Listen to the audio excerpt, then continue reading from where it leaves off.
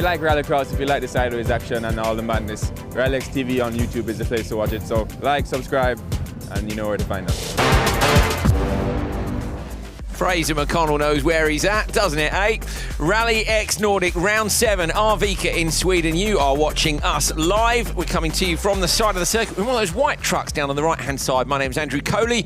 Joining me on air is Hal Ridge. We're going to have some brilliant guests in the studio as always, and we're looking forward to some great action from Q2 and Q3. Q1 yesterday started in pretty terrible conditions, dried out.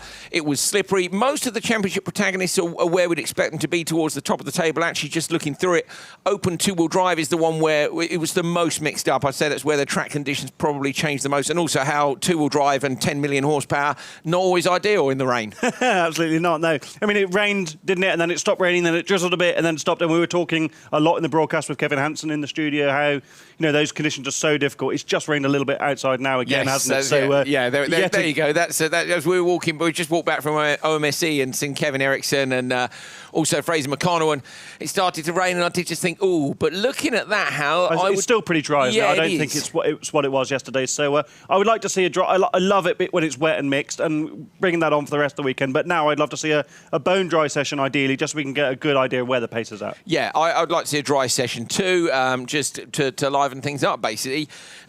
Interesting results in lights. We've got a couple of newcomers right up at the top of the table. How much of that was down to track conditions and how much of it is down to them being weapons-grade drivers, we'll find out. Main category, of course, is Supercar, as always, and we're going to take a look back at some of the action from yesterday's Q1. So Johan Kristoffersson and Fraser McConnell in this one. You can see Fraser at the back had a bad start. Johan at the front had a great one. Lars Anderson, who returned having ripped all the corners off his car, just ripped the one corner off in the start yesterday, but still not great for him. Bless him, finding his confidence. He said he was dizzy for 5 or 6 weeks after that crash at Hollius. Look at Johan cutting the grass down the left-hand side of the track over the crest. Absolutely brilliant drive from the 3-time world champion. Racing at home, we got some fans here as well. Fraser, Q1 yesterday, a couple of little issues for you. What happened? We had some sensor issues in FP2, so they changed the whole loom. And you know, in between the rush FP2 and Q1, some of the connectors got switched, and yeah, just some electrical issues that when I grabbed the handbrake, all 4 wheels would lock. So when it's slippery conditions, you know, trying to get a turn and then you grab the handbrake and it keeps going fully locked up with you, get a little confused. But we sorted it out in the end. Still managed to get 6th place, so sets us up for a P1 start in Q2. So inside line for this next one. What's the plan for Q2? You know, we're still struggling with the launches a little bit. We're trying to be a little too risky and get the rocket start off the line, but we're going to go a little safer now and make sure we come off in a decent position and bang in 4 good laps. Good luck, mate. Thank you. So yeah, not ideal for Fraser. Yesterday, a few little issues. Interesting what you're saying about trying to get the rocket start and how that's where you're taking a risk, aren't you, on not too high. It's like Goldilocks, isn't it, and the porridge. Not too hot, not too cold, just right. And they didn't get that. And now he said, I think they're going to take less of a risk, which maybe means not such a perfect start, but it wasn't perfect yesterday. Sorry, but because of where he finished in the overall order, he'll be on pole position in his race. And pole here is really important, not only because outside, you know, 5th on the grid or 4th on the grid, you've got to get all the way around the outside of the long right-hander. But the Joker's so late in the lap, isn't it? So if you don't get ahead in the traffic, you're stuck until the Joker at the end of the lap. So he's in a really good position, and he can afford to take a little bit of a risk because he still has the inside. Yeah, OK, so Fraser not going to go for super perfect. We are going to ride on board with a drone with the legend that is Anton Markman. He's actually standing behind the camera, so he's going to come and join us in the studio here. Hal, this is Vigo's very best work, as always. Yeah, so I think this is from yesterday morning in free practice. Anton returning to RallyX Nordic, was in Julius early this year with the Hedstrom's Motorsport Polo that he previously raced as Markman Motorsport. I love this circuit. It's just there isn't a moment to rest. Is that second jump over the back of the start-finish line and then climbing up this hill, 160 Ks. Brake, look at the car get out of shape on the gravel into Per Eklund corner.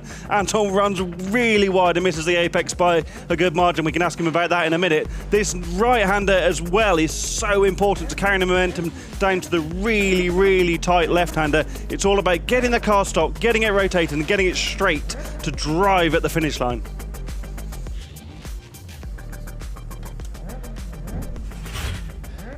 Anton, did you just come to the door without the steps? Yeah, I did. That's where I went in when we were in Höljes. I used that door, so I used it today as well. But there was full of computers, so yeah, I was a bit confused. I thought the clue might be the lack of steps. Were you just thinking you'd climb in? I mean, no, I just think you were on a budget that you didn't have bring the stairs. We sold time, the stairs. We needed the cash for another drone. How you doing, mate? Good to see you. Good to see you as well. Yeah, really good to see. Anton Markland, everybody, a legend of rallycross, and he's going to stay with us for the start of Q2 today. It's quite confusing as to what the qualifying sessions are because this one's spread out over 3 days. If this is the first time you watched, how dare you? Should have been with us yesterday. Q1 is on the YouTube channels. You can go back and watch that. We're about to do Q2 for all our various different classes. We are starting with Crosscar Junior. You can see the results from the first session yesterday. Lucas Andersson and Alex Gustafsson in P1 and P3 are your championship protagonists. They're very close on points. Eric Nilsson's in there, then Julalami and Persson are the top 5. 10 cars here, so it's 2 5-car grids. Andersson and Gustafsson in this first race. It is actually looking damper, Hal, than I think it was just a few moments ago. We'll talk to Anton in a moment about those challenging and ever-changing conditions. So watch for the inside line and slot number 3, Andersson and Gustafsson. Good start in the middle of the grid for Gustafsson, but from the outside, I think it's Persson who shut the door all the way across, manages to get the whole shot. Julalami trying for the long way around the outside, and this is very much a carbon copy of yesterday, except for sliding wide and running off the side of the course. That was Eric Nilsson, who just compromised the car behind him. And in fact, it's our 2 championship front runners who are at the back of the pack. So not ideal, Hal, but very, very similar to yesterday. Yeah, I do feel sorry for these junior cross-car drivers, having had to deal with the same situation again for the second qualifier in a row. That's Nilsson having a look up the outside over the top of the crest, isn't it? And then up the inside, nicely done on Julalami. So difficult, Pereklund corner down the bottom there, where you're carrying all of that momentum down the hill, and in each conditions, just working out where the braking is so tough, especially when it was bone dry when they drove in warm-up earlier on. In the background there, it's I think it's Andersson, is it, who's gone round or half went round? Julalami's gone joker straight away, and cars stopped on the apex, and again contact between them. 3 cars wide over the start-finish line. Julalami went joker there and has managed to come back out in front of 2. Thanks to the contact there between Nilsson and Gustafsson. Andersson, I say, had a spin or a half spin at in the long right-hander. It really is slippery out there. Such a variety of lines as well in these conditions. We always talk about the karting line, don't you, where cars run offline in wet conditions to find the grip. And Gustafsson on the inside there lost out badly in turn 1 by being on the inside, and I think it was Nilsson that went around the outside. Nilsson, I think, almost tapped the barriers there. You can stand right behind the Armco. It's pretty old school Armco up there, and he almost, if you look at the rear left mudguard, it's actually been knocked on the car. I think he was almost in the barriers, and the choice of line, I'm not convinced that all of them are choosing their line to look for grip. I think that some of them are offline as a result of there not being the grip they thought. Persson goes joker. This is to try and cover off Julalami. Persson will have good exit speed here. Watch for Julalami trying to shut the door. Persson goes outside, inside. Nicely done. Good defensive drive from Julalami as well. These are kids driving these cars. It's just unbelievable, the awareness that they've got already. Anton Markland, what about these youngsters coming up through? This is a terrifying prospect, isn't it? Look how good they are already. Yeah, absolutely, and I mean they are putting on a very good show. It's some good racing what they are putting up out there. And what do you think of the conditions? It's pretty similar to yesterday, isn't it? And it was hard work, or it looked hard work to us. I suppose, funny enough, Supercar, 4-wheel drive and probably the most capable chassis out there. I think you guys maybe had the best of the conditions. Yeah, for sure we had. It was drying up very quickly. We were in the first race, me and Peter and Anders, and I just mean from lap to lap we could feel the difference on the track drying up, and in the end it was completely dry. But I was surprised early on, even if it was just looking a bit damp, how slippery the tarmac was, and you can see them struggling with the grip here as well on the tarmac. Can you believe it rained like 1 minute before the session? It's the same as yesterday, and the rain wasn't supposed to come until late this afternoon. No, exactly, but I mean it brings more action, and it makes stuff a lot more interesting, especially for us drivers who needs to make a decision on what changes we would do to the car and all that. So I think it's about keeping your nerves calm and to really just keep it together. keeping it together on this final lap now. Anderson sideways in the background. They've got about half a lap to go. Persson absolutely miles out in front. Lalami, I think, has lost out to Nilsson. Coming back off the dirt and onto that really polished tarmac. We were talking yesterday with a number of drivers about how polished the track is. The tarmac's been here for so long that none of the grittiness. If you run your fingers across a tarmac surface, you can feel that grittiness. That's what your tyres dig into, and it wears off with time. And it becomes very shiny. So this place is pretty slippery, and pretty slippery move there from Lalami up the inside. Slide to move in, going to try and now get the power down to the line. Lalami side by side with Nilsson. I think Lalami got that. No, I think Nilsson did just 200ths. That's got to be about where the transponder is on the car then, definitely for that one. Hal, have a look back at the start for us. Yeah, to get, like we said, just like yesterday, isn't it? Voyage into the unknown. Persson, such a great reaction time on the outside, but then also got the traction and just was able to shut the door. Quite brave, and the spotters are from where they are. I'm not sure you'd know that you were able to shut the door from there. Yeah, and Anderson, the championship leader, got a big old squeeze into the first corner. Anton, talk to us about that. Shutting the door like that off the start. No, I mean, it's really hard to know where the driver next to you are, and I mean, you're just feeling about, we had some contact there in the last corner. No, but it's just, you have to know your own start. Was it a good one? And then make a guess. Start to go a bit to the inside. If you feel someone's there, you have to back off. But it's not that easy. When you say feel someone there, Anton, is that as in feel them, like as in you maybe hit them? A small squeeze. Normally, I was starting from P1, and then when somebody starts to move in on you, you make sure that you know that you are still there, so you start to move to the left as well. It's a bit of cooperation there, I guess. Our director's just said there's a shot of the winner. The winner won't be much older than that. They start from, is it 11, Hal, or 12? Yes, 11 years old. You have to be in your, I think, coming up for your 12th birthday. Rasmus Persson, 4:09.6 is the time. We've got one more heat of juniors to come. And Rasmus is 12. The winner of the previous I think race. Rasmus would probably hand it to you and me. What do you reckon? Oh, unquestionably, yeah. Exactly, it's worrying, isn't it? What was quite interesting was that you saw Lalami, he was doing the outside line in turn 1 on the start, and he did actually take a lot of places or positions in that line, and he was trying it for the second lap as well. I didn't see lap 3 and 4, but let's see if some of these guys is doing the same thing. See if we can get around the outside, move on the go. Lunderlander, Lidman, Holmqvist, Hallinen and Oskarsson. Hallinen got a brilliant start from P4. Dreadful for Lunderlander, left on the line. Hallinen moves across, just one slot closer in than Persson was in the previous race. Hallinen now, though, running a little bit deep, maybe got a bit hot on the gas and almost loses the places out. I think it's Lidman who's ended up in P2. Hallinen does hold on. That just looks so slippery, doesn't it? You're holding onto the lock, feathering the throttle, just desperately trying to hang on and not run too wide. Yeah, absolutely, and it's like I say, you can't barely see that it's no water standing on track, but it's just so slippery on the tarmac. It's very, very difficult. We had Kevin Hansen in here yesterday, and he was saying, well, as we know, these are the worst conditions of driving, really, aren't they? Because when it's full wet, the wet tyres can do their job and clear the standing water. Now the conditions not only are difficult, but they're changing every lap, aren't they?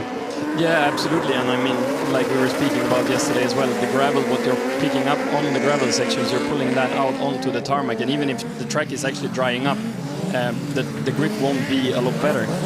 So it's really a hard time making the decision, but what is also quite common is that you go earlier for a slick tire just to make a good start and then try to survive on track. Lunderlander making a position up there. The sun is shining a lot more brightly a lot earlier in the session than it did yesterday, Anton. When you're looking at this now, where's the decision point for you? I mean, is it a case of leave it as late as we possibly can, or I guess the track would reach a point where you'll know anyway? Yeah, I mean, the changes what we are doing on our car is quite small, and it doesn't take that much time, so we can leave it very late. We can actually do all the changes we need in pre-grid if we would like to, but then for the mechanics and everybody it's just easier to do it in the tent. But I think it will dry up, and we will for sure make the decision like 20 minutes before race starts. See, they're really sideways from Holmqvist at the bottom of the hill, almost losing a position to Lunderlander, but somehow gathered it up. Hallinen remains on course, bit of understeer through that last corner. It's so hard to know what to do, and in the background then going to see the undercut move made past both cars, tidily done by Oliver Lidman. Really good Joker, and then back to the inside and just power straight past the Joker here, Anton, and that last corner. They're both so tight. You've just got to get the car straight and find the grip. Yeah, absolutely. But what I really like with this Joker lap is when you are in the Joker, you can actually see the other cars and they are overtaking you, but you know you can fight back and you can plan your exit by going tight or wide. In Höljes, for example, where I was racing last time, you know, you're coming out side by side, you have no idea if somebody's there or not. So here, it's a bit easier for the driver being in the Joker. At least you can see. It's not like a line of Armco, is it? And you're just blindly shutting the door in 4th gear. Exactly, and both of the drivers is always having on the radio that it will be tight on exit, and then yes, both of them is going for it, braking as late as possible, and then you see everybody's going into the gravel pits and all that. So I love it. That's my favourite. That's more action, but I like this more because you can plan it and you can actually do a nice move instead. Yeah, sure. But you can plan it, can't you? Because you're actually carrying so much more momentum off the Joker. You can come out of the throttle, cut back inside and get back into it again, whereas so often the Joker merges, you're in the throttle and you can only steer because otherwise you're going to lose out.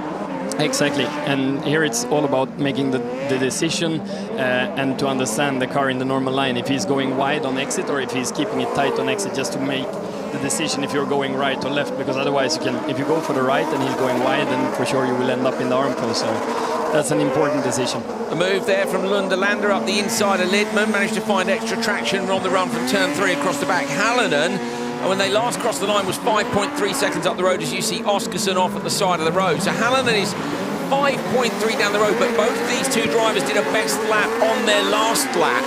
So they were flying, but that might have been because they knew it was going to be close between them. And now with the pass happening there, I think Hallinan's got enough. Yeah, critical last lap for him as well, and this will determine whether he goes quickest of the session overall between the two races in junior cross car. What was it, 4:13? It's lost quite a lot on the last lap compared to Pearson. The gap only in ended up in 3.2, 3.2, so it's probably only 2 seconds or so difference between the Joker and not. Interesting first corner from Hallinan, makes a really, really good start, brilliant start, but runs wide and really rounds off the long first corner here. That is Lidman that comes back up the inside, and it looks visually like Lidman's got a chance, but because Hallinan's carrying that extra momentum, manages to cover him off and maintain the lead. What's really interesting, actually, how what you were saying is whether or not he'd go top. He's 4 seconds slower than Pearson went in the first race, but that's still enough for P2. So although, you know, we're going, wow, he's 4 seconds back, that still puts him P2 out of the 10 drivers. There's quite a big difference in pace there, Anton, between race 1 and race 2.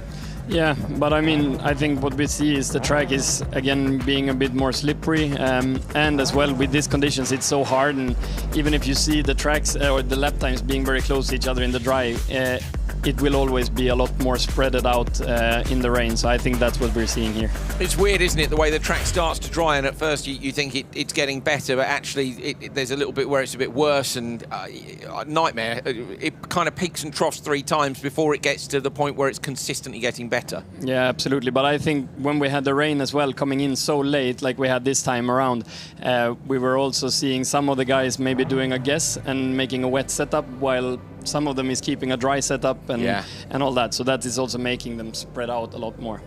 Great stuff. Thank you, Anton Markland. We are coming up for open 2-wheel drive next. Rear-wheel drive most of these cars. We've got Crazy Mike down in P11 who's running a front-wheel drive car.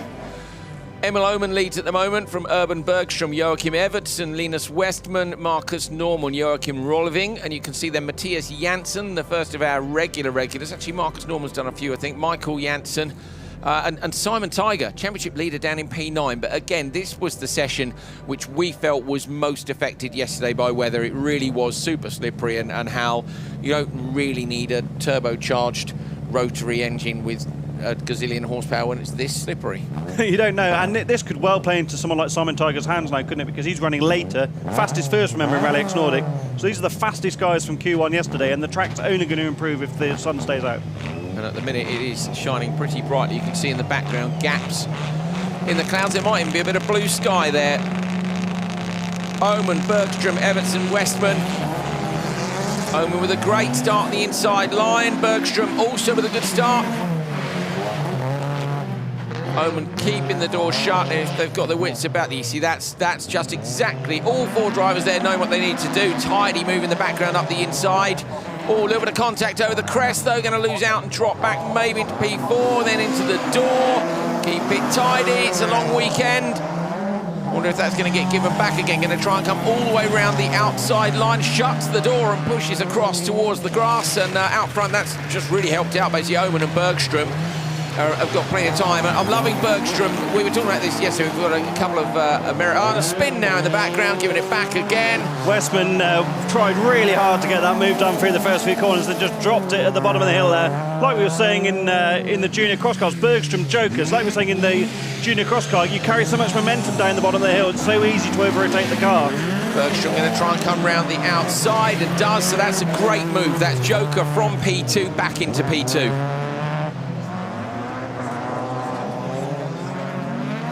I was doing the same thing yesterday, and it was, you know, a nice feeling doing the Joker and keeping your position, just trying to hunt the guy in front of you down. So he's in a good position.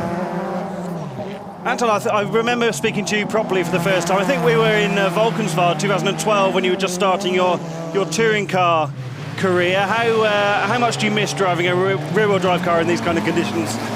Not that much, to be honest, because, you know, when you're in the situation like Linus was there, when the rear end is just starting to come and you know you can't do anything else than just sit and wait, it's nicer with a 4-wheel drive when you just turn the steering wheel where you want to go and keep it flat. So line it up and gun it. Yeah. But in all seriousness, it's a great place to learn in rear-wheel drive, isn't it? You learn so much car control by driving, you know, in these kind of conditions and learning about the balance of a chassis. Absolutely, and I know a lot of guys that don't like to drive in the rain, but for me, when you start to do a lot of driving in the rain and you become very good at driving in the rain, for sure you will have a big use of that in the dry as well, because you are just getting so much more sensitive as a driver. So yeah, I think the guys who is running in top now here in the slippery conditions, they will also be the ones maybe having a bit more of this sensitive feeling. It's that fingertips feeling, is it, of hunting for grip in every corner you turn in, and it just isn't quite there, and you roll off the throttle and wait for the steering.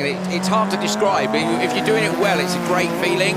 But if you're doing it badly, sometimes it's like, just horrible understeer, then horrible oversteer, and it just really, it's a very fine line. Absolutely, and I mean, as well, the car setup needs to be suitable for the driver, because you just need to trust the car, you just need to be relaxed and just try to not do anything, let's say, aggressive. As soon as you're aggressive, you will just start to lose grip and you will get out of the rhythm, and then you are pretty much out, let's say. Urban Bergström in P2. There's been a lot of admirers of his car, because we've got some different cars here this weekend. We've also got some drivers over from the States who are kind of getting ready for Nitro Rallycross, and they've all been saying, I love the station wagon, which to us in the UK, we were discussing yesterday, is an estate car.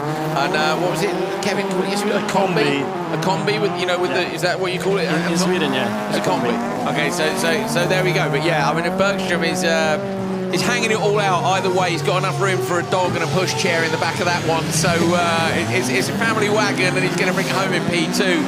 But it's Oman who takes it, and the time is 3:35.4. Nicely done. So Anton, it's drying out to me. Are we in slicks territory already?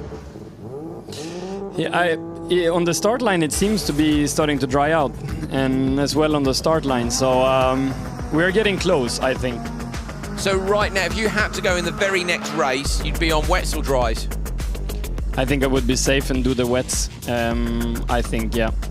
It's hard to say from the TV. I would be out there looking on the tarmac myself, but I would say that we are on the wet tires yet, or still, maybe for 10 minutes. But this will be crucial for this two-wheel drive class, because they will become a lot quicker on the end. So these guys who was the quickest yesterday, they will have a hard time to keep up with the guys running late in the session. So if you would go on wets and be safe now, name me a driver that would take the risk and go on slicks immediately. Who do you reckon would be on slicks now? To be honest, I don't know.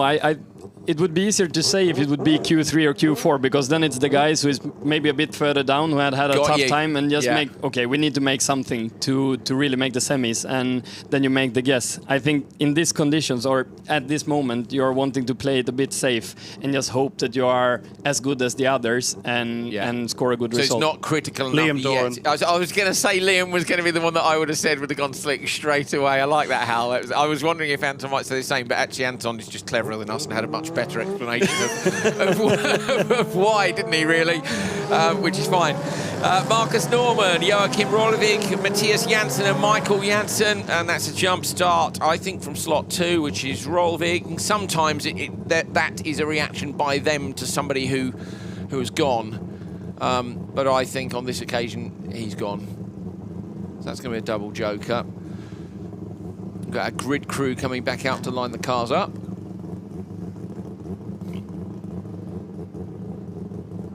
I love the different engine notes you get. You know, with Supercar, everything's all lovely. I could listen to Marcus Norman's car all day. Yeah, but Kevin Eriksson wrapped that car in Nynäshamn in OMSC's workshop, and Marcus said, "I can't start it inside," and Kevin was like, "Why not?" He said, "No, we need to push it anyway." So they pushed it out of the workshop. Then he fired it up, and Kevin was like, "Oh God, I'm glad he didn't start it in here." Would have broken all the windows, all the eardrums and all the windows. Yeah, it's mad. Yesterday, watching it in the pre-grid was great. The pre-grid's underneath that archway on the right in the background. It's actually uphill. Right, here we go. You can hear Norman's car on the inside, the rotary wailing away. Oh, it's a good start from P2. Rolving, who did the jump start, but around the outside, Michael Janssen, I think from the last slot on the grid, but now up the inside, Norman taking that position back, guns the throttle, maybe going to lose out here, gets two sideways. Joachim Rolving is alongside over the jump, has to slot back in. Janssen looking for a way through from P4 to P3, rides the curves, rides the wing, spins round Rolving. Now, did Rolving get pushed, or was that too early on the gas?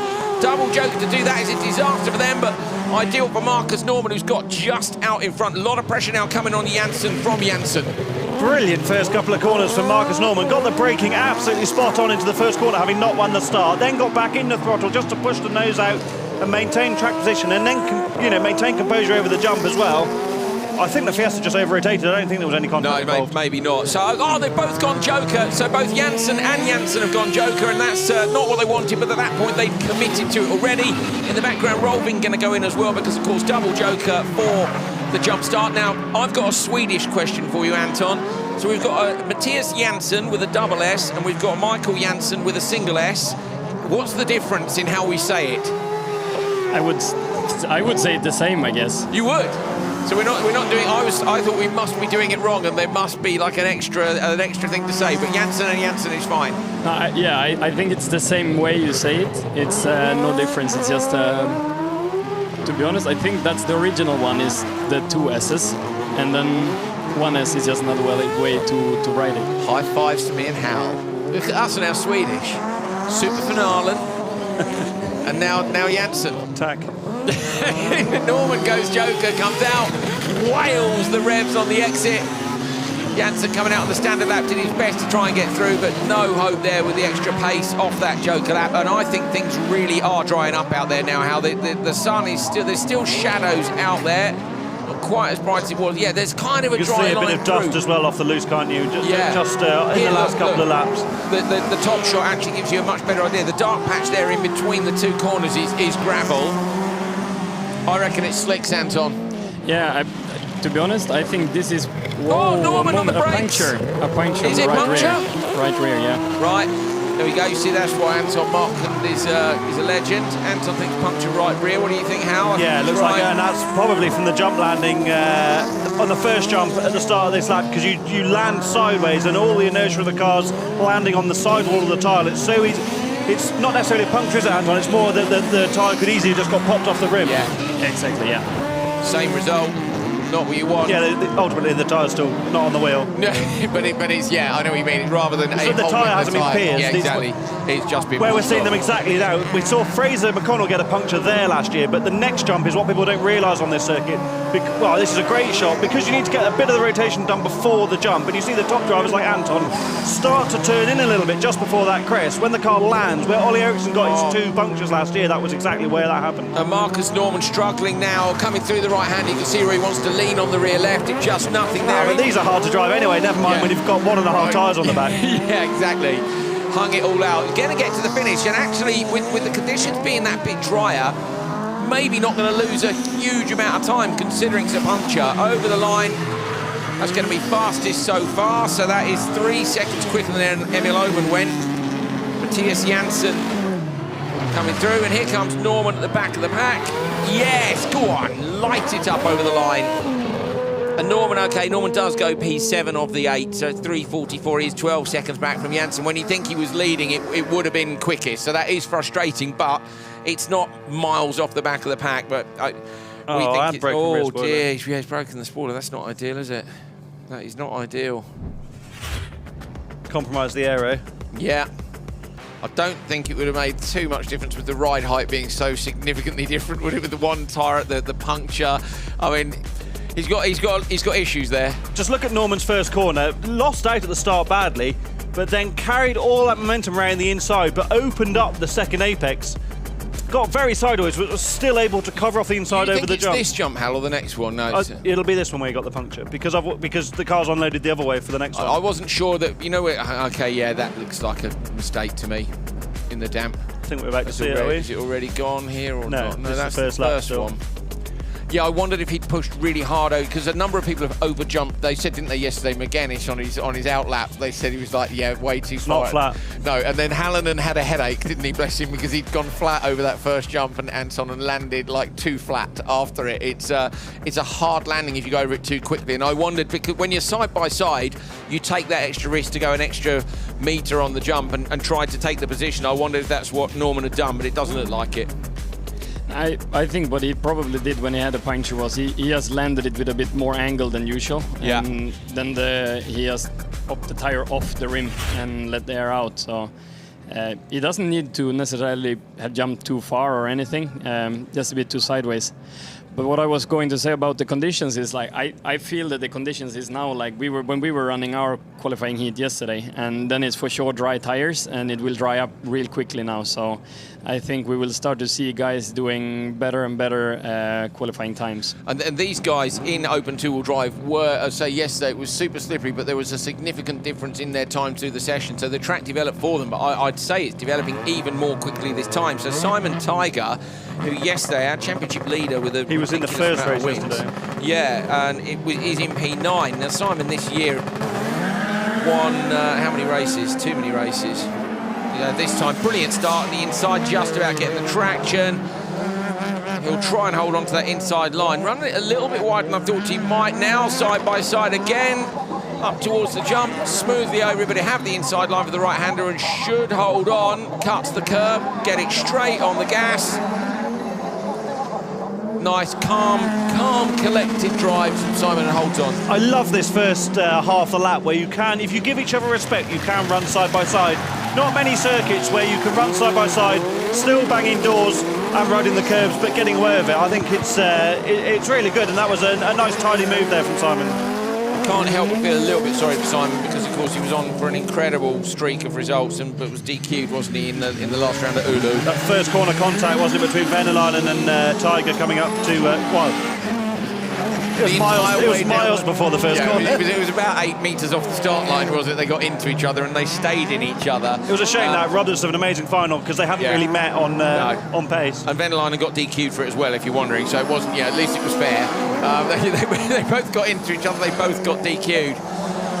Anton, what do you think of Simon Tiger's machine? Sorry? What do you think of Simon Tiger's machine? You were two into the race there, weren't you? Yeah, I was. It's a good battle. It seems like Emil is a bit quicker than Tiger at the moment, so we'll see now if he's jokering. I saw Emil being the spotter for him, so I guess he's calling him for a joker lap now. Yeah, he does. So let's see if he's keeping it calm and making sure that he's just hunting him down, or if he's doing any mistakes, because it seemed when he was following close by that he was a bit quicker. With 2 laps to go, Simon Tiger could go this one or the next one. Owen's got a lot of lateral grip there with that amount of sideways. So Tiger now's got to put in a really hot lap. Owen behind is going to be trying equally hard, I would argue, trying a little bit harder, using a little bit more lock, a little bit more gas. Owen on a big push now, try and get the overlap on Tiger. This is brilliant, isn't it? This is what we've wanted to see all year, a real tough fight in open two-wheel drive, and this is where we're going to see Simon Tiger. Tiger, as Anton Marklund correctly has corrected us, on a mission, and there's the Oman guys with the stopwatch.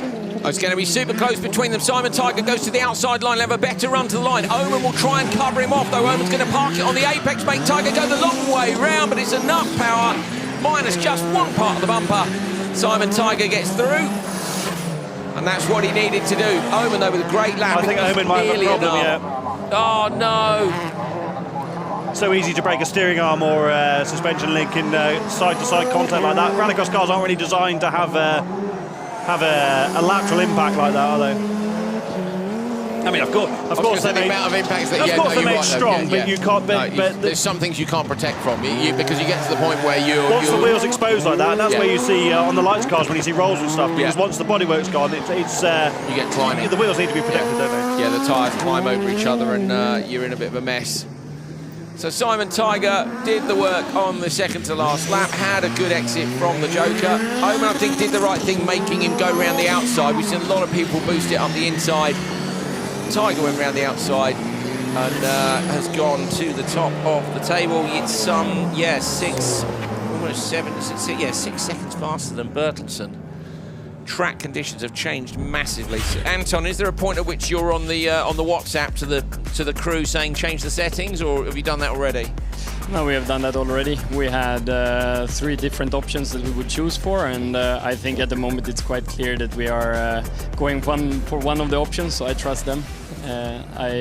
I'll just sit here and enjoy the racing with you for a while, and hope that there is some more rain coming, because I think yesterday in the drive we were struggling a bit. The car felt a lot better when we had lower grip, so yeah, I hope for some rain.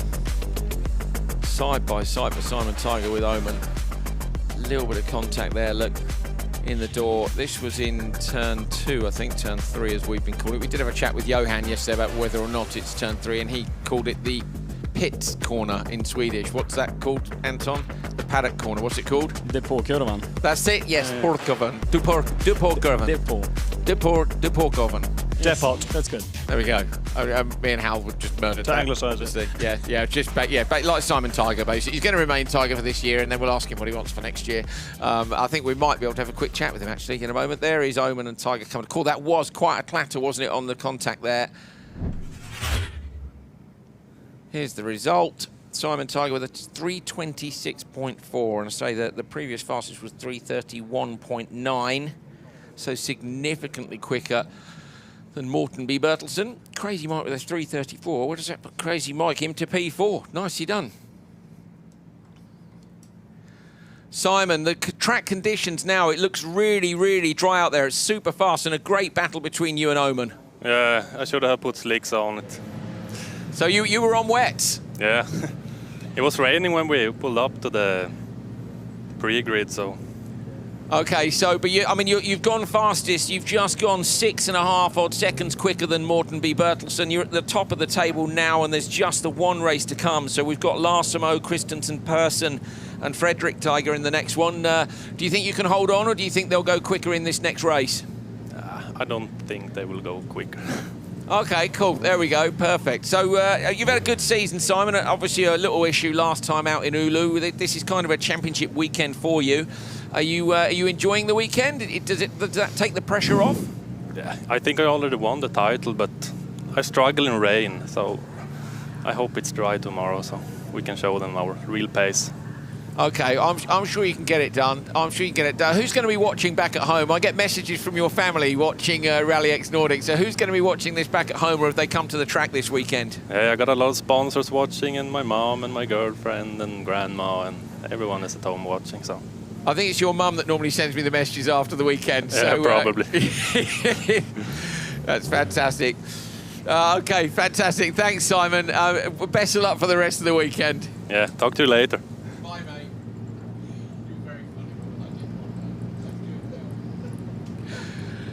Okay, on to the final race of Open Two-Wheel Drive. Hello, Simon's mum as well, if you're watching. I love the fact that you guys get in touch. It is a real honour that we have such close contact with you guys at home. So please do give us a shout. Andrew Coley, Hal Ridge, the official account, of course. Make sure you like and subscribe to the YouTube channel. Free Rallycross. Mega. I love the fact he's just gone 6 seconds fastest and he's annoyed that his tyre choice. Yeah, I know. Yeah, so how much quicker would you have gone with slicks? I wonder what Oman was on, if Oman was on wets as well. But last one. Christensen in slot number 2. It's Larsimo who's missing. Christensen with a great start. Easy hole shot. Frederick Tiger trying to come around the outside. Is that a relative? Yeah, father. Oh, there we go, you see. Many times, so much Supernational experience, driving a borrowed Porsche now, but did some Supercar as well in a Focus, in Swedish Championship stuff, some European races now and again. Christensen could actually score an upset here. I know Simon's quite confident that he'll maintain the fastest time. Christensen spun, didn't he, in Q1 yesterday, and he's had good pace in the selected events he's done. He's in Denmark last year and impressed us, didn't he? And, I like Christensen's car as well. It reminds me of the G3 Escort. It's also beautifully prepared. So many of these cars are like stunning. a Golf Track Escort. Just something about it. I'm like, yeah, that's cool. I like that. It's funny. The Mark III Escort is that one car that's kind of cool front-wheel drive and rear-wheel drive. Like a lot of cars, you see the conversions to rear-wheel drive, you're like, it's a bit weird, but I would get it, it works. But somehow that particular car is awesome either way. You do live in the southeast of England, though, so I think that's in your blood, isn't it? Do you think, what, rude boy? Yeah. I better watch out. Terribly lost on Anton and probably 99% of the viewers. That's fine, yeah, rude boy. Max Power Reader, old magazine, I'm sure. You can't, modified cars, that's what we're talking. Actually, modified cars, that's a big scene over here. We've seen loads of people cruising around in V8s and stuff this weekend with UV lights underneath them. What's the score there? Everybody loves it. Yeah, everybody loves cars, doesn't he? No, but there is a lot of nice cars, and I've seen a lot of nice cars around here, so I think this part of Sweden as well is very well known for all the American muscle cars. Yeah. Yeah. He's in the wall. Just a little tap, just a flesh wound, hopefully. Sorry, Anton, strange moment there. He had it turned in and had got round the corner, and it looked like the steering had opened up on him. I wonder if he's got a puncture or something bent in the front suspension there. Must have done because Tiger's already jokered and he's about to go past. I thought on the inside, not quite enough space, but when Christensen goes, Joker, here we go, Tiger now trying to find a way up, going to come over the crest, but you're brave if you hang it out there. What can we see on the car? And until that moment, Christensen was actually going quicker than Tiger had through the course of the race so far, so disappointing for him. Another qualifying with issues. Really hard to see what's wrong with the car, isn't it? Anton, any clues that you can see? No, it's the same. You can't really see any problem, but it seems like the car is understeering a bit more than it maybe should. But it doesn't sound sick, does it? No. It sounds good. And we mean sick there as in broken rather than sick as in cool, it gets very confusing, doesn't it, No, but the driving doesn't seem the same. I mean, the first 2 laps, it looked really good. Now it's out of rhythm. It doesn't really seem that... It looks to me like he's having to wait mid-corner all the while. Yeah. Something seems strange, but it seems, both front wheels are turning, otherwise you could start to think about the steering arm when he hit the arm co like that. I'll tell you what though, even with the issue, Christensen, because it's so much drier now, Christensen is still on at the moment for a very high finish. I think he's going to lose out now obviously with the Joker lap, but he's still going to be a long way up the table, so even with an issue this could work out really well. Frederick Tiger, is Frederick going to beat his son? Fastest. He does. So father beats son. It's a Gronholm versus Gronholm moment again. I'm sure Simon will be very... I bet he's gone, when I've said to him, these are the people in the next race, he's gone, nah, they won't beat me. Now his dad's going to go back to the paddock and probably get a text from his mum going, he said you wouldn't beat him and you beat him. That's brilliant, isn't it? Yeah, mega. Love it. So it was great off the line. Let's see if we can see that moment through what's the last corner again. I was starting to think that he could be on wet tires or something like that they started to go off the tires, but he made such a good start, so he should be on slick tires for sure. Yeah. Anton, if you were going to build a touring car or a Super National now with all the experience you've got, and here we go, is this the moment? It's mid-corner. That's really strange, isn't it? Maybe, could it be the diff? Yeah. Like you say, it seems really strange. It's like he's going a bit sideways and then he just comes into understeer. And he doesn't hit the arm co. Yeah, a bit with the rear. He got away with it though, didn't he? That's a close call. That can be a nasty one. Yeah, that's a get out of jail free card, definitely. So Frederick Tiger, 326.442, beats his son Simon Tiger and goes top of the table in Q2. Okay, Crosscar. Here are the standings in Crosscar, and this for me is the most interesting championship at the moment. You're not seeing the championship standings there. Let me give you the championship standings. Hallberg, Osterberg and Rierson are equal on 117 points. So yesterday, Hallberg took first blood, winning Q1 with Jimmy Osterberg right behind. And if you look, Rierson isn't far off. Rierson down in P6. Now, Rierson will want to make up for that because obviously they get points at the end of qualifying. He's going to want to make sure that that title is still a three-way fight when we get to the semi-finals. I think we'll only have 2 semis here because we've only got 14 cars. So, yeah, top 12 through, and then top 6 through to the final. All to play for. There's Hallberg and Osterberg. 2 of those drivers equal on points. But I think, where's Rierson? Rierson will have pole in the next race. That's not a bad place to be. Do you know what? You might Such an offset, isn't it? Because if you're going to be 5th, you'd rather be 6th. You obviously can't manage that during the race. No. But here we go. Championship fight, inside line, Hallberg versus Osterberg. Oh, revs up, love it. Now we've got some grip off the line. Hallberg moves out, Osterberg jinks to the left-hand side, gives him just a little bit of space. Is it Bowden's trying to come around the outside, or Bowden's maybe gone to the inside line? Oh, Osterberg trying to look back to get past Hallberg. Hallberg going to come over the jump in towards the curb. Osterberg goes into P2. Penttinen looking up the inside line. Little nudge between them in the background. Holds on, though. And Hallberg versus Osterberg, the fight continues. Great that those two got out front. It's such a shame when people get involved. Of course, I didn't mean to get involved in the championship battle, but great that the 2 title protagonists in this race are out front on their own, and there's so little to choose between them. Balding's had a good battle with Penttinen for 3rd on track on the opening lap. Penttinen backed off early, didn't it? Oh, Osterberg goes Joker. Osterberg's gone Joker straight away. He knows he's in a quick race. He knows he can get away with this. He won't want these 2 cars in front to be too much in the way. Penttinen, though, it's got a few metres on him. So now Osterberg, oh, look at that, absolutely sideways in. He's on the back of them already. That's Bowdens who's in behind Penttinen. These 2 might hold him up. He is in a quick race, and you can get away joking early, but with these guys fighting, he's going up for the a look on the inside. Yeah. You carry so much momentum around the outside, though, so Baldens maintains a position.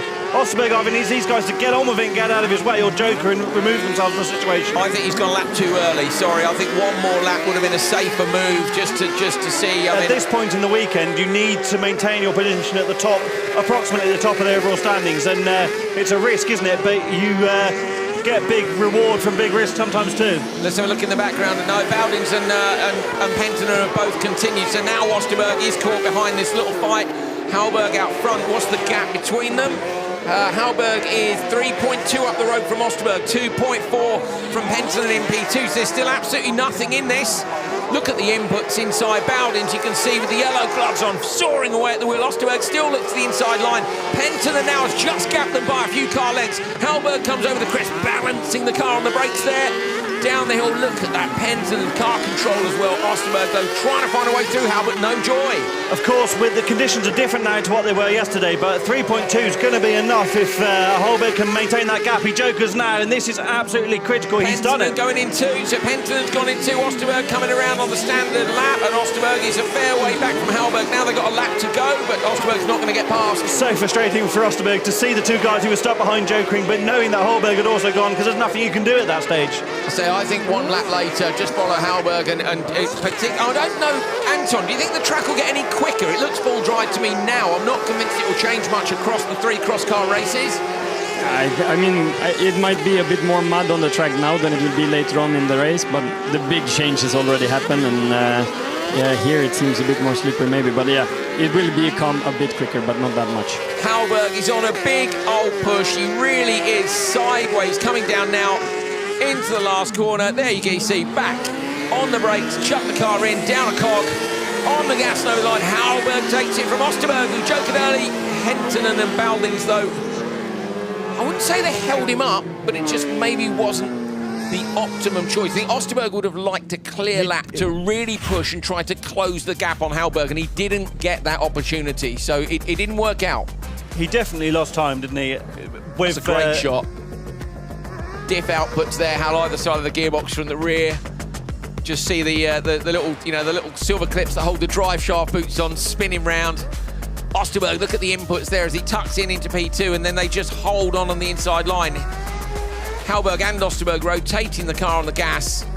It was Baldins and Penton in that battle in the background. Here's another look at the start. Osterberg's so good at placing his car in the first corner, isn't he? Generally, as a rule of thumb. Watch it get slightly out of shape. I love the attitude of a cross car when that's real management between the throttle and the brake to keep that side going all the way through the hugely long first corner here. Watch the suspension compress over this jump. I like the fact as well the jump is irrelevant. Nearly everybody's saying, yeah, you can't take the jump flat. And then cross car as a category is like, hold my beer. They're just going for it anyway. I said yesterday, Anton, I want to see cross car as an Olympic sport. What do you think? I would be up for it.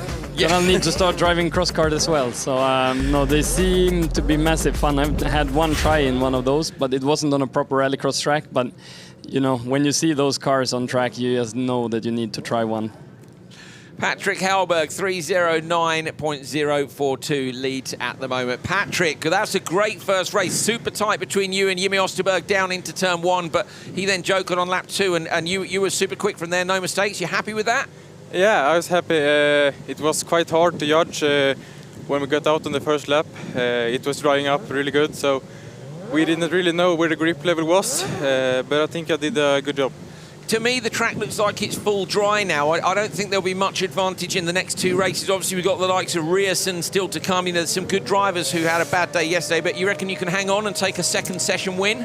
I know Isaac is fast. I did some small mistakes, but it was a clean run, so I think you have to fight for it. And how are you feeling about the championship, mate? It's so close between you three. We're loving it here. Yeah, of course, it's fun with the tight championship, but I feel like I have a small advantage now. So. All right, mate. Best of luck. Well done. Thank you.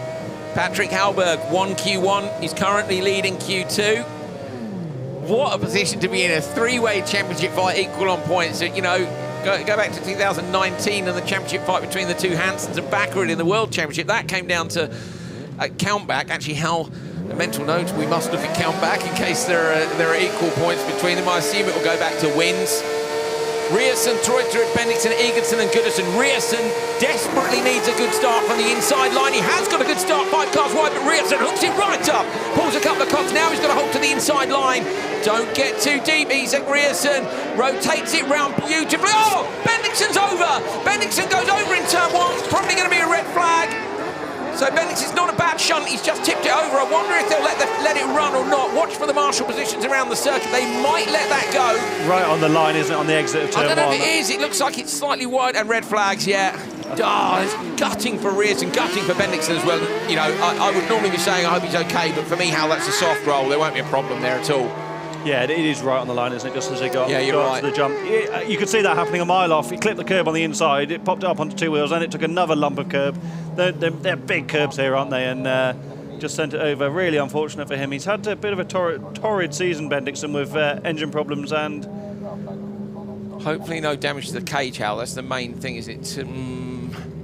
That top left tube, to me, looks like it might be dinged, and if it is, that'll be likely weekend over, won't it? So Rierson makes a brilliant start, and then Bendixen's taken a little bit of contact, then cuts back to the inside. That's the only thing you can do at this stage. He's had a look up the inside. The rear's taken a big lump of curb and pitched it up. He's taken a big chunk of curb, and then he's got attached. I can't see who that is on the other side. That's Treuter, I think, on the far side. So he's sort of got it sent up on 2 wheels by the curb. Have a look from the drone.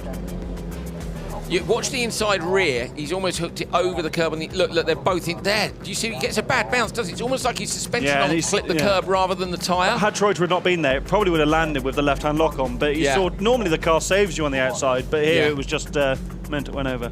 Another look. So to the right. Is this another drone angle or the same drone? Look at that. Oh, maybe actually the last one might have been there. That's weird, you see what I mean? There's a snap in the middle of the corner, almost as if where the tyre's hooked over the back, that the suspension arm has actually hit the curb rather than the tyre, which would hook you round. No, doesn't need the trailer. See you, mate.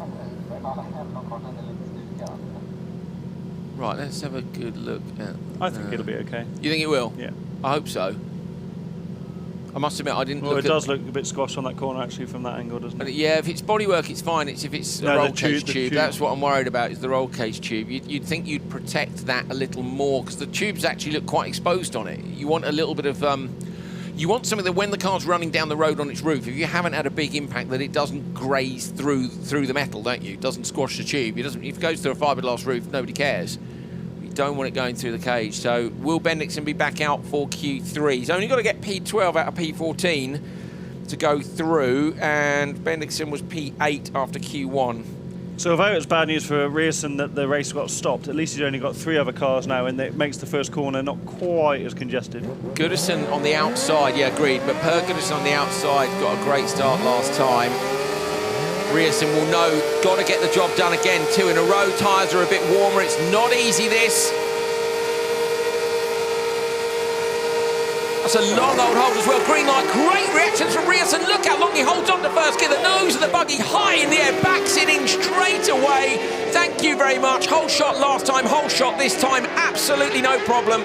Similar moves going on in the background. Goodison didn't get quite such a good start and ends up down in P4, but Rearson has got exactly what he needed. Now he's got to get absolutely nail this, Hal, and try to get back to Patrick Hallberg, because at the minute, if he loses 2 or 3 points in qualifying, that could be the difference between champion or not.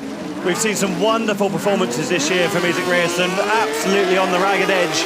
Sometimes over the ragged edge is his dad would attest to, because he just loves driving this cross car and sending it sideways. But it's these sorts of missions we've been enjoying seeing him on so far this year. I think this is going to be a really big push. He'll know the track conditions are a little bit better, and so mentally strong to make another great start like that when the pressure is building through this weekend. At the minute, Rearson's quickest, so Rearson has gone a second quicker than Hallberg went on the first lap. So at the minute, he's on for taking this session. Winning the session would just move him that little bit further. I think basically it'll stick him into P3, probably behind Osterberg and Hallberg. Where's Osterberg at the moment? Osterberg, it's Hallberg, Osterberg at the top of the table. So if he goes in, actually he'll be ahead of them. He's going to go top 3, and then we'll have our champion. It really depends what happens in the later race as well, and then whether they can get knocked down a little bit in the overall order. They'll do them. I'm not convinced that I'm not. I don't know. I reckon if Rearson wins this, he's going to take the session. Sorry, Andy, Rearson jokers from the lead. Is that to cover off Eganson behind? Yes, it is, and he chooses to go around the outside, gets it done. Brilliant from the spotters, so that's a great move. And Eganson was a bit sly there, wasn't he? Now, that's not really what Rearson would have wanted. In some ways, Rearson wouldn't he have stayed out clean until lap 4, but if you're going to lose a position, he doesn't want to be, he doesn't want to be P2, does he? Actually, Hal, I suppose what might help here is if he goes quickest and then Eganson takes a position away from Hallberg and Osterberg. All you can do in this situation is try and maximise your own race. You can't be worrying about what the other guys did in the previous race, and so the EKS JC team with Joel Kristoffersen at the head of it, well, all they'll be managing is winning this race, because that gives you the fastest time, and so far it's working out really well. Goodison's gone joker. Treuterud leads at the moment. Goodison going to come out behind Rearson and Eganson. Eganson's really going with Isaac, isn't he? And so is Goodison too. Closer than I maybe would have expected, given the overall performance so far this season. At the minute, Eganson, I think he's going to be behind on pace at the moment. Hallberg is ahead of Eganson. What's happened? Yeah, Rearson's got a problem. He's slow going up the hill. I thought it was surprising that they were as close as they were. It doesn't look like he's got a puncture, does it? Maybe a missed gear or something, Hal, on the No, it's more than that, isn't it? He just hasn't got the pace. No, that's absolutely gutting. So Rearson, who's in this 3-way championship fight, was bang up for it. And now in the background, over the line. How much quicker is it? 309.0. It is a tiny bit quick. Is it quicker or not? No. Treuterud. Second. So Treuterud's gone into P2. I'm actually surprised that Treuterud ended up that close to them when it looked like he was going to get eaten up on the final lap. So Treuterud then leads. Sorry, he's in P2. So we've got Hallberg, Treuterud, Eganson. So Treuterud and Eganson have actually separated Hallberg and Osterberg by 2 places. So it really is advantage Hallberg now, and Rearson's ended up down in P7. He was P6 yesterday. I really feel that Isaac lucked out in the drama in the first corner in Ulu with the 3-way contact that meant he got disqualified. I think he's lucked out again here. But the good thing is, you know, as long as they can get it going for Q3, Q4's not until tomorrow, so they do have time. It's not like you're trying to get the whole event in one day. You've got some headspace to gather your thoughts, and there's a lot of points up for grabs. You know, 3 points is the difference, isn't it, between a win and P2. So if you could take the final, you could do the job there. But you'd rather be in the top 3 now, wouldn't he? You know, this could have put him to the top of the qualifying standings or right up there. There's no replacement for having points in the bag, is there? No, exactly. And instead, unfortunately, Riasson with an issue in this race. We'll try and find out what that was, but Riasson has gone P6 in Q1 and currently sits P7 in Q2. Not ideal. Bendixson a DNF after a roll.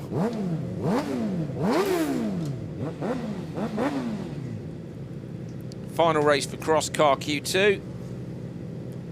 Tommy Svard on the inside, Riku Hukka, Timmy Sakaraisen, and Eric Anderson. Robin Larson. Was he here yesterday? Maybe not. I think that's, he was an interested spectator. Been revealed as a Nitro competitor alongside Liam Doran with the RX Cartel. Great start on the inside line, Tommy Svard. An easy hole shot. Hukka will be there as Svard runs a tall wide in the first corner, and he does clip the curb a little bit. I thought Hukka was going to pick him up there, but he doesn't. Up the inside, Eric Anderson makes the pass. Hukka, though, holds on as they go over the jump. Straight line through past Paddock Corner and over that second crest.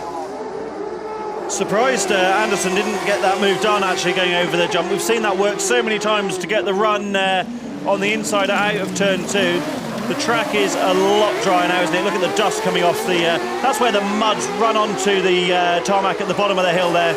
Got wet and then dried, and now it's dusty. Anton Martin left us during that previous race to go and have a final chat with Adam, his race engineer, about what they're going to do with the Polo Supercar for the Q2 session coming up in a few minutes' time. Svard was coming under a lot of pressure there from Hukka, but Hukka just was a little bit more aggressive on the exit of that last corner, and you could see what a difference feathering the throttle makes. You look, he was literally on the back bumper and then just got a bit too happy on the gas and dumped 2 or 3 tenths. And that discipline, I actually think, is the hardest thing. And again, Hukka runs just a little bit wide into the dirt. Discipline, it's so difficult. How that's what the likes of Christopherson do so well, isn't it? Is just wait. I know what's fast, I know how this works. Whereas in my head, I'm going, go as fast as you can, go sideways. It's funny you should say that. That's exactly what I was thinking when you were chatting to Anton about rear-wheel drive driving. You know, if you explain to a man in the pub about driving a car quickly, you think about being flat on the accelerator. And really, it's all about patience. Know when to implement what you've got underneath you, not just maximum attack all the time. I've had people say before, you know, when I used to compete, and they'd be like, oh yeah, I bet you don't use the brakes at all, do you? It's like, no mate, it's not at all. It's not, yeah, you know what I mean, don't you? There's this idea in your head. You can't admit to that in the pub, mate. Or not use it, I'll use the brakes, yeah, that's not cool, is it? But it's that latent thing of not quite understanding about, you know, where how Johan is so fast around this circuit is the patience in the last corner. Okay, I think they had a few issues yesterday, and you could see him getting a lot of rotation done into the last corner. But normally it's about getting the car straight, waiting, then getting back in the throttle. Also, the worst thing about it, though, is that it's boring. And who was it we were talking to yesterday who said that the problem is, I can't remember who it was, but they said the problem is that you're always waiting, and it's boring. It's like driving the car tidily. But it was Hedstrom who was talking to me about the Hyundai. So he swapped to the Hyundai Supercar, and he said, you know, I'd always like to go sideways in the Fiesta. He said, but it doesn't work with the Hyundai. It's like, it's not as much fun, but it is faster. And that's the case. Not as good photos, though. Eric Anderson in the 30 buggy. You got Svard leading from Hukka. I love the exposed suspension on these cars. If you ever want to learn about how a car physically works, have a look around a cross car. Have a look, because it's all there. It's, you know, when we're talking about dampers and springs and suspension and roll bars, you can actually go, that's it there, and you see how it's attached to this bit here. You know, a car does a good job of covering all those things up. Is he going to be quick enough to go fastest in the session? No, he isn't. Still top 3 though, I think. So it's a pretty good job from... Yeah, Svard goes into P3, but what's really important here is Hallberg is P1, then it's Treuter, it's Svard, Eagleson, Osterberg is P5, Goodison, Hukka, Penton, and Riasson is P9. So Hallberg there has had a right result. Not just a result, a very British right result. Anderson had a good margin there going over the jump. Oh, so I just had a message from Joel Kristoffersson, clutch problems for Isak. So that's going up the hill there, wasn't it? Just well, I think it was over the couple of laps before. Slipping, you think? Yeah, because he didn't have the ultimate pace we would expect. You know, with no disrespect to who was he with? Eganson and Goodison. They're just not in the title fight, are they? And Isak would normally be, he wouldn't normally be under pressure if he was leading. No. So he was obviously carrying that issue for quite a while.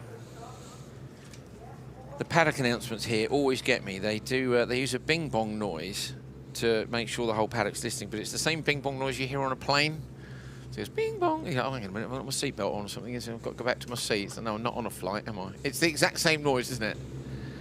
Bucky Lasek enjoys that trick. If you follow him on Instagram, he presses the call button when everybody's supposed to be sitting in their seats, and then laughs when everybody undoes their seatbelts and gets up and gets told off by the air stewardess. It's a regular thing on his stories. But Bucky, who was on ARX with me 2 years ago now. Wow, COVID's been weird, hasn't it? On to Supercar Lites. Let's take a look at the standings after Q1 yesterday. Mattis Janssen went quickest from George McGuinness. Yes, those are names you wouldn't expect to see at the top of the table. Janssen just hasn't quite had that pace. Howman is in P3, the championship leader. We're going to head back to the circuit ready for the start. Janssen and McGuinness in slot number 1 and 2. McGuinness has got the better start, going to try and shut the door to the inside line. The yellow squad machine, Casper Janssen, is in the mix on the outside there in the black and the green. But George McGuinness has got the job absolutely done that he needed to. McGuinness very nearly yesterday won his first qualifying session. I don't mean his first qualifying session as in, oh, it would have been his first win. His first ever qualifying session in a rallycross car in damp conditions, and Hal, he'd never even driven this car in the damp. He'd done a few days testing in the dry this last week. He's come over from the States, and he's doing a great job.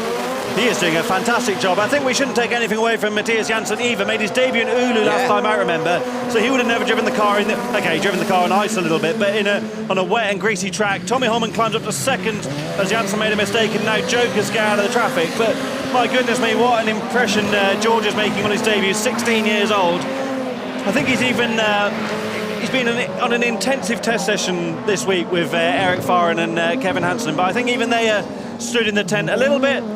Awestruck's the wrong phrase, but just pleased that what they've worked on and what they're doing is coming to fruition. And this young guy's his awareness, in the first corner yesterday, all that karting experience really helps, doesn't it? But his awareness and the overtaking move to position the car where he needs to in his first ever rallycross weekend. Eric Farren, who is runs the yellow squad with Kevin Hansen and was Sebastian Loeb's spotter, let's not forget. He said to me yesterday, he said of all the guys in the first corner who should have got it wrong, could have got it wrong, he said really George should have been the one because he's the least experienced and he didn't. And I think that's the thing, it was just such a great effort. So Howman in behind. And now he's under pressure, isn't he? Because Tommy Howman has been the class of the field in this class this year. 4 wins and 2/3 for Tommy Howman. And I think it's fair to say as well that Howman isn't exactly the most experienced lights driver and has been blowing us all away. From McGuinness, what round is it? 7. So he's got 6 races under his belt. Yeah, exactly. So Howman basically is 6 races further up his career than McGuinness is. And here it's going to be interesting. I think Howman will try to split the strategy with McGuinness. I wonder if Eric might send McGuinness in on this lap. Yep. He does. So McGuinness goes in on this lap, and I think they would have been hoping that Howman was going to try to split the strategy and might end up following him in. So Howman now is going to try and nail it out. And if he gets McGuinness, it's no bad thing for McGuinness because Howman is the class of the field. What you do there, but you're playing the Joker strategy, aren't you? But it's a little bit like the Barcelona World RX track. You're also giving up the advantage you have on the Joker exit. Now Tommy's going to Joker, assuming they do the similar lap times they did before, but have the option of going left or right, whereas McGuinness is going to be slightly more vulnerable by holding the inside line. Tommy will be on a big push. That was Hellman's crew there. Hal, you would just look at the timing screen, and it was, I don't know if it was his dad or what, but he had the cans on, stopwatch right up in front of his nose, looking super stressed. Stopwatch doesn't matter now, does it? Yeah, the stopwatch is irrelevant now. Just let him know which side to go. McGuinness on the standard lap, early on the brakes. Howman on the Joker lap. Now they're going to jet towards the line. Howman does have just enough pace, and Tommy Howman takes the win. McGuinness gets P2. Brilliant drive. Yes, there it is. Pressure now is released a bit. See Niels Anderson's dad there to the left, so that's a great performance from Howman, but another brilliant performance from George McGuinness. If his mum and dad and brother are up over in the States yet. Would it be... no, it's not too early, is it, for New York? They're East Coast. Helen and Gary, Robert, his brother, and Bertie, the dog. We had a good dog chat this morning. Enjoyed that, thanks, George. Look at this. Again, you know, a bit of a bun fight. Shuts the door. But look at that. Doesn't run at all wide. How gets nice rotation in the second half of the corner. Just everything right. Yeah. How many watches is going, good. I'm glad he wasn't here 6 rounds ago, won't he? I just the level in lights at the moment is the levels are always high at the front of lights, but in RallyX Nordic at the moment, I think the level across the board is as high as it's been, and some of the racing's brilliant, isn't it? We saw Janssen made a move in the final corner on Casper Janssen, just out of shot as well. There are drivers, aren't there, in here who you think if you stuck him in a season of RX2 in the World Championship in the last couple of years would have featured right at the top of the standings. Oh yeah, in the background, yeah. Casper Janssen just missing out. Is that Tommy's dad? It is, yeah. Yeah. Love it. That's just so good. They have worked so hard to be here for this season. I saw the setup yesterday as I left the circuit. It's just not a big setup. Yeah, some people are here with a 40-foot truck and a cross car, and they're not. Tommy Howman, we've just seen your dad up in the spotters area, fist pumping in the air, looking very, very pleased with that last result. It was you took the win. Well done. George McGuinness is quick though, isn't he? Yeah, I think I had quite a lot of traffic in the start and I lost a lot of time there. But when the guy in front took the joker on the last lap, second to last lap, so then I could do just my best and try to make a good lap, and I barely got in front. But I think the time will not be too great. Why do you think the time won't be great? Because of those first couple of corners? Too much traffic? Yeah, too much traffic, and the driving wasn't absolutely perfect. I think the wheels were pointing in every direction after the start, so it was a bit of a struggling, but it's okay, but not perfect. Okay, you were third yesterday. You know, this is championship weekend for you, really. 4 wins and 2 third places. We can't really call you the champion till the end of qualifying, I think, but are you enjoying this weekend as a sort of a championship celebration, or are you still feeling the pressure? I think there's no pressure, but it has been really difficult to get the mindset for this situation, that I don't really need to get much of a result to get the championship, but obviously I want to be at the top all the time, so really difficult to be on the right pace and not attacking too hard, but still enough. I think once you get through qualifying, that will change, won't it? You'll be able to relax a bit once you've bagged the qualifying points. It's game over, and then we can go big in the finals. Yeah, for sure. The qualifying is the worst, but yeah, it's hard to start thinking anything while driving. You're obviously doing your best all the time, but still I need to avoid the biggest risk. So it's difficult, but I think it's going quite okay so far. You stay chilled out, mate. You're doing a great job. See you later. Thanks, see you. And really interesting, isn't it? Difficult to get the mindset because you're just freaking out, Hal. I don't want that worst case scenario. I don't want this one has to count, doesn't it? And really he's clear and it's done, but he just in his head he's like, I don't want to mess it up. I still want to get a good result. Okay. It was only race 1 of lights. Ringström, Oscarsson, Anderson, Olofsson, and Sornblom. Anderson with a good start in the middle of the grid, but not good enough to be able to shut the door. There's contact inside between Ringström and Oscarsson. Oscarsson runs up. Spin on the inside line. That's Ringström, I think, who's gone round. Nils Anderson then gets collected in the front right.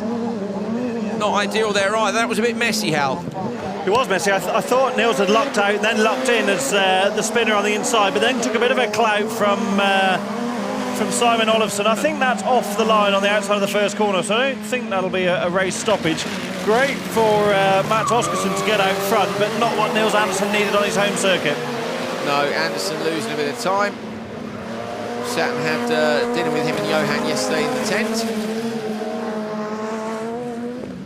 Look how good Anderson is on the brakes there, super smooth.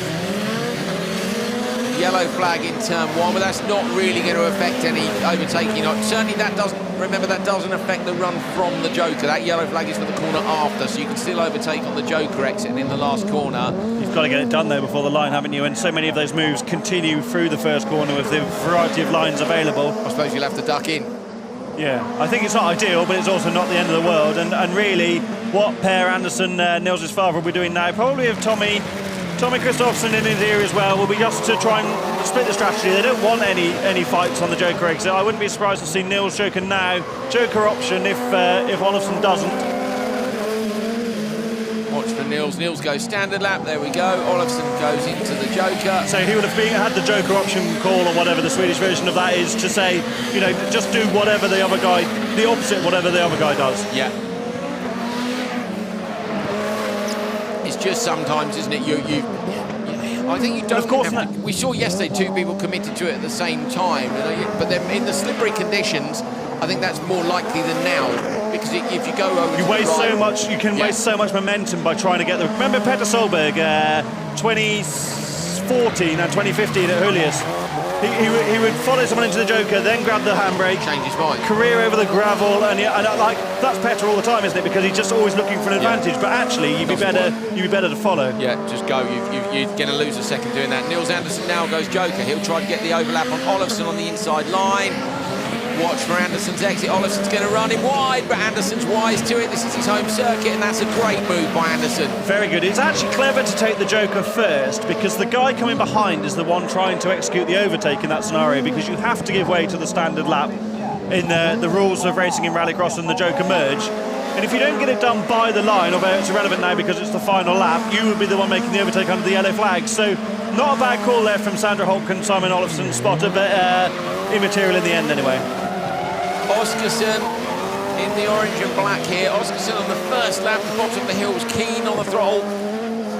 Now it's got to be super keen. This has got to be a perfect Joker lap, but will have the advantage of exit speed. I think Andersson might be close enough here. Andersson pitches the car in, and Olofsson's going to run it wide as well. Oskarsson gets past Olofsson, but Andersson takes it. That is a great result when you consider where he was at the end of turn 1. Oh dear, Sandra not happy. Just a shake of the head.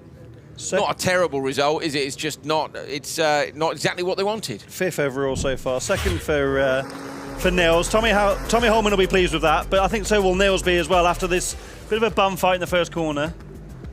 I see nothing Andersson can do at that stage when he's been forced wide by 2 cars on the inside. I thought this would come good for him. Does he get collected? We don't see it. Yeah. I thought it was. Does he get collected then?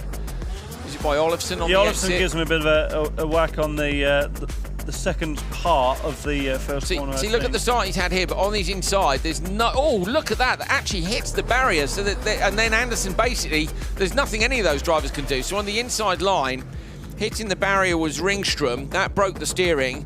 That pushed Oskarsson wide into Andersson, and then Andersson got collected again, I say, on that exit. So did well, I think, to come back from that. But all of that will mean, obviously, they've lost time. And at 3:13.2, Hellman was at 3:11.5. But it could have been a second or 2 nearer. You could, but ultimately, if you lost the time but you still get the result, it doesn't matter. No. How odd. Yeah.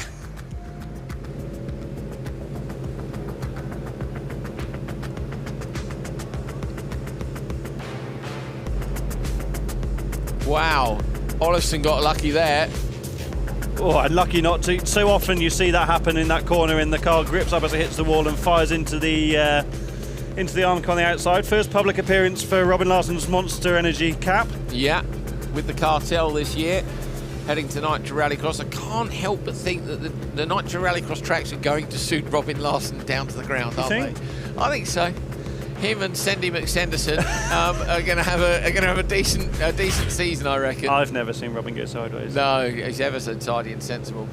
Nils Andersson and Mats Oskarsson from Olofsson. Olofsson, I wonder how much time Olofsson lost with that 2-wheel moment as well. More than a second for me by the time he's landed, turned back out and back into it.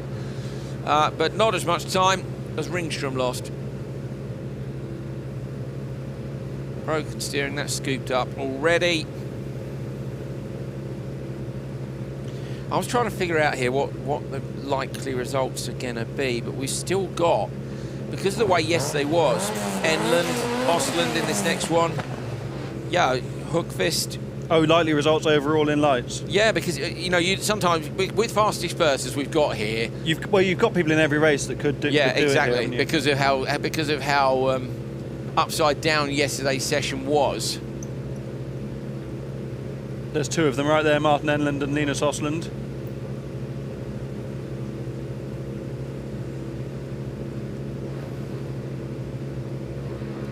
They're on the inside. Bergström, Jonsson, Hookfist.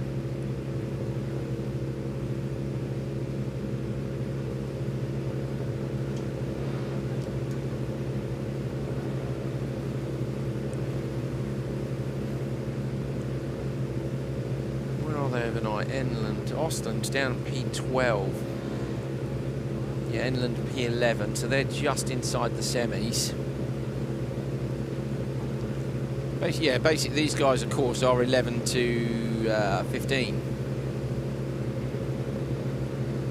They'll all be keen to be higher than that, particularly when they probably suffered from not ideal conditions yesterday.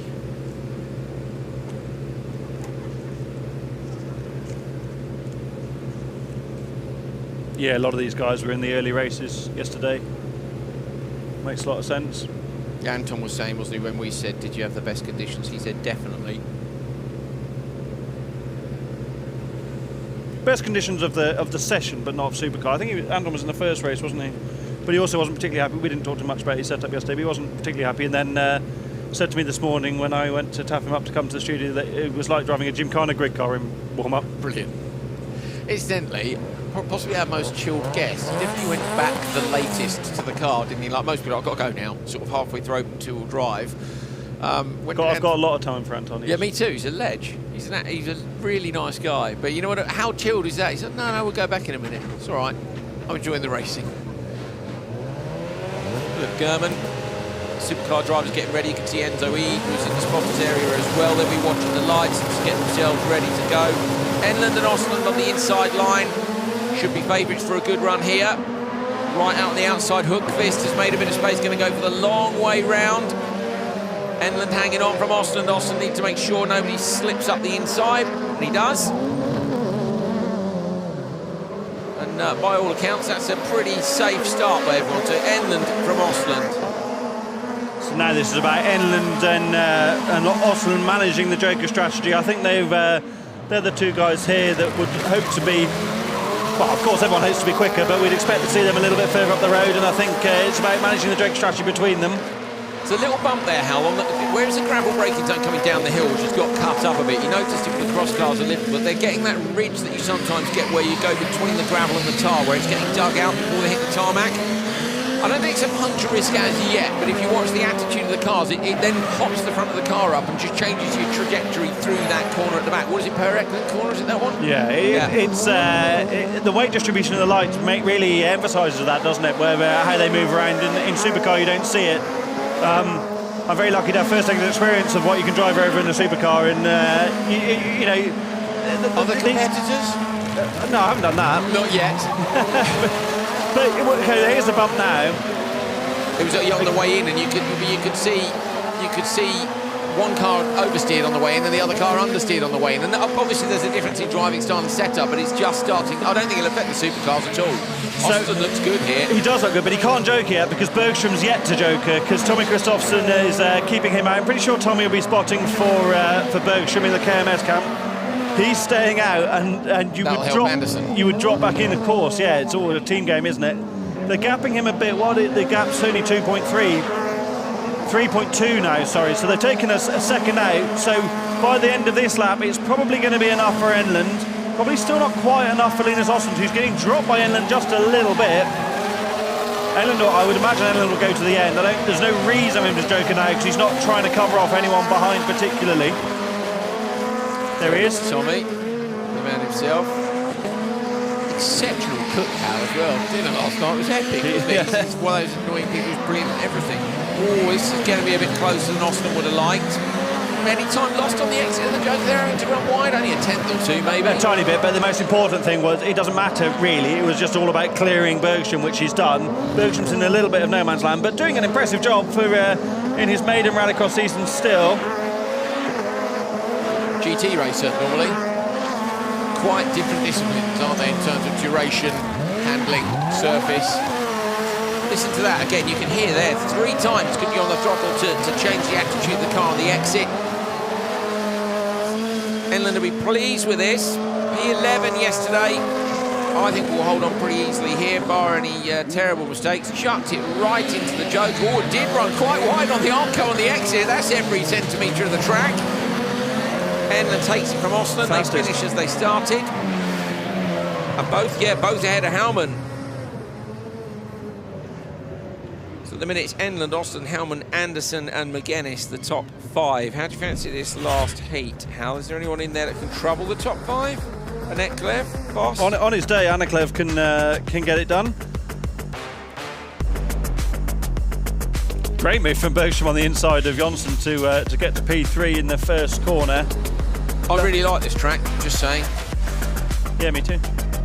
Turn 1's great, isn't it? Long and with loads of option lines around it. You don't really feel like it's over. And it's a bit like South Africa in the World Championship, isn't it? Because you just got so many you know, it's almost like two corners. The start and the first section and the last section. You can overcut and undercut and undercut and overcut and have a moment and save it and.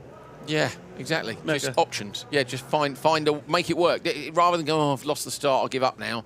You're seeing people from slot 5 on the grid go, I'm gonna try and go all the way around the outside of you and be on the inside of you for the left over the crest. Kevin Eriksson in the Honda getting ready. We'll talk to you about that in a minute. He had some handling issues in Q1. Nothing major, just he wanted to just dial it in a little bit more. That's looking particularly grey in the distance. Johan's looking as chilled as ever. This was a few moments ago.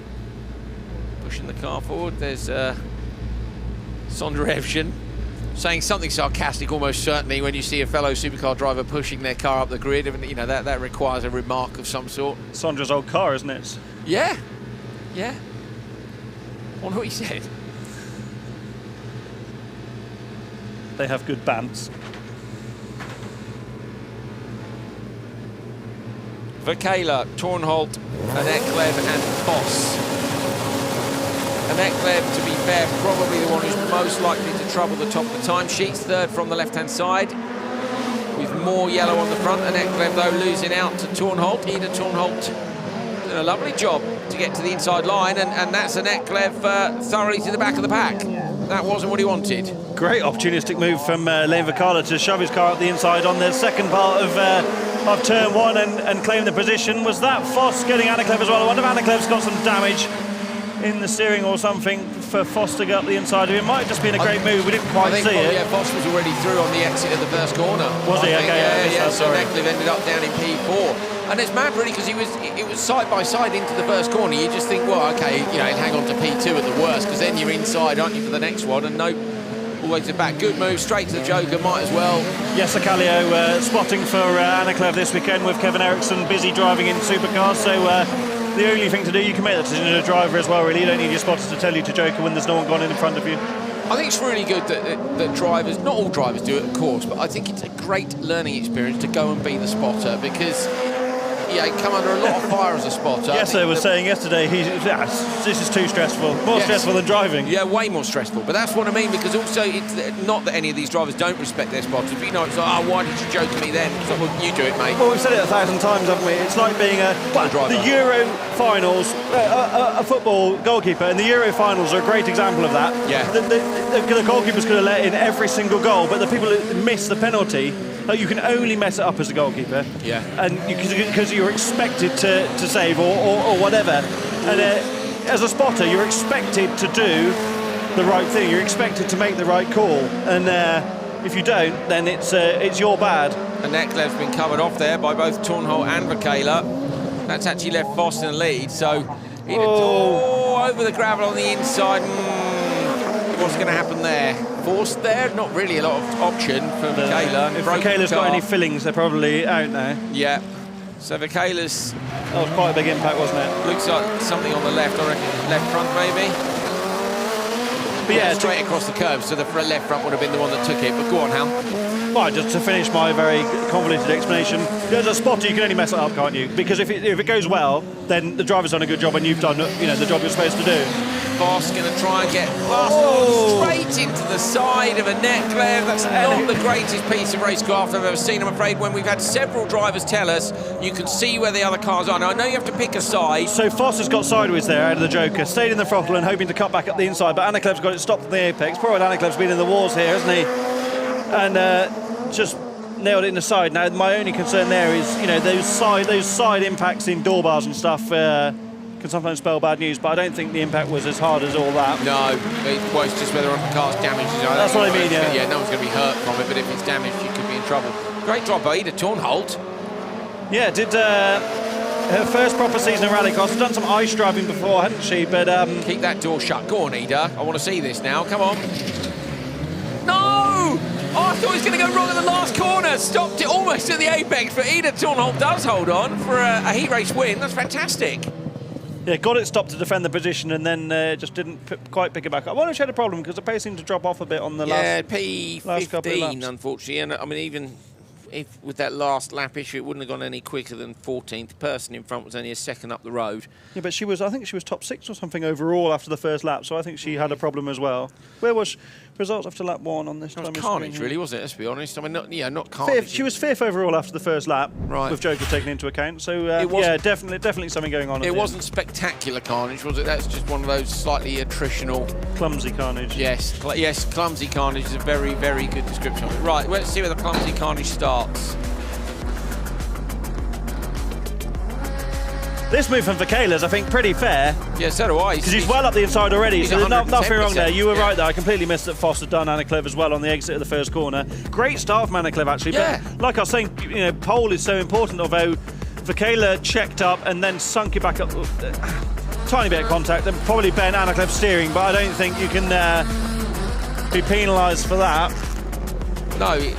This is the move where Vakala drops it over the jump. Anna Clev goes round He's bounced off the curbs, Halsey. You can't really. I don't think you can really hold anyone responsible for that because. Is it the front left? Yeah.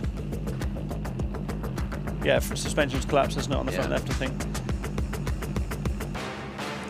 But neither of them were particularly at fault because there's not much you can do, and that is just a bit of a mess as well, isn't it? Because Foss has got sideways on the exit, over-rotated there, stayed in the throttle, and yeah, there's nothing malicious in that. It's just and that's what he thinks of that. That's not happy.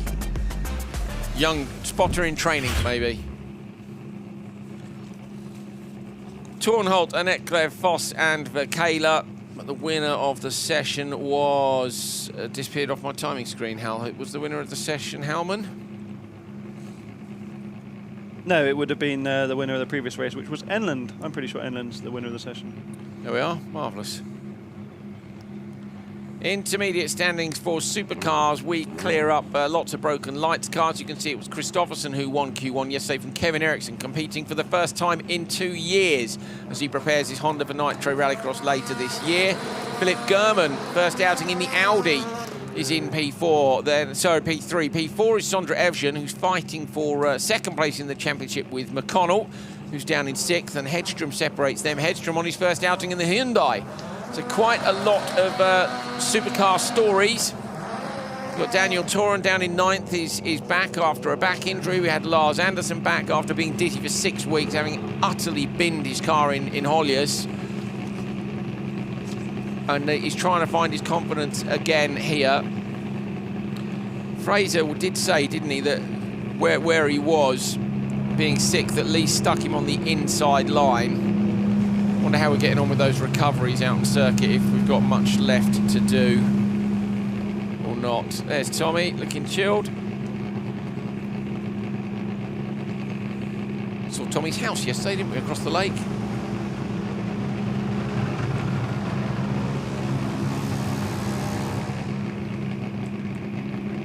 Andreas Eriksson on the right.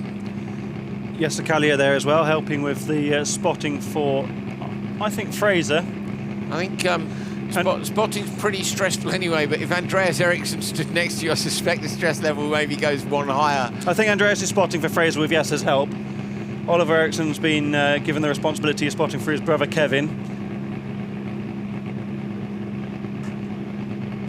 There he is, hiding behind a post, not really working out for him. There's the post.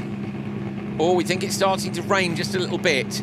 If that's the case, these guys want to get done ASAP, because if it rains between, and that could be bad for Fraser, who's in the fight with Evgen for P2 in the standings. Gronholm's currently P2 in the standings, but he's not here this weekend, and they're all super close on points. I think we must still be shoveling the car up or waiting for one of the trucks to leave the circuit. There's Lane Vakala's car going back in the background. And that's, of course, it's a misconception that it's a tyre warm, really, when they spin the wheels for the practice start. It's more of a tyre clean. Yeah. But of course, any temperature you've got is now gone, or at least going. So they want to get this and look. Oh, and the umbrellas are going up. Umbrellas are going up fast. People are making a run for it. It's windy and wet. Is that pouring with rain? I think it is pouring with rain. No way. Okay, now we're on for it. So it is absolutely pouring with rain. The wipers are on the World Champions car on pole. Green flag goes up. They're going to be thinking, cheers, 2-3 minutes ago. If it hadn't been for the carnage, this would have been a nightmare for the rest of the supercar runners, because these guys would have gone already. But the fact the Lites had such a terrible run means that I think they're all going to face pretty similar conditions. They'll all be on slicks, I'm almost sure of that. Oh, great start from slot number 4 for Evsham, and Christopherson got it done towards turn 1. Ericsson's got the inside line now. German ends up down in P4. Ericsson gets on the handbrake trying to put a nose up the inside. Christopherson, he's done it. Christopherson's run a little bit wide. Gonna have to watch the wall on the outside line. Ericsson gets sideways over the jump. Christopherson looks towards the inside line, hops up on the curb, finding the traction, looks to the inside. German also trying to find a way past Christopherson. Evsham alongside. Sounds like Hedstrom's got away really late. He's just come past us, I think. Maybe not, though. Could be them coming over the back. Christopherson now over the top of the crest. Looks on the gravel on the inside. Gets in the door of Ericsson. Oh, Ericsson sideways over the curbs to Christopherson. Oh, cheeky little look up the inside. I hope Ericsson hasn't pushed a tyre off, but he's having a good go now. Looking over the curbs himself. How they're just feeling for grip. They don't know what to do. Is Christopherson going to go joker? No, German goes this time.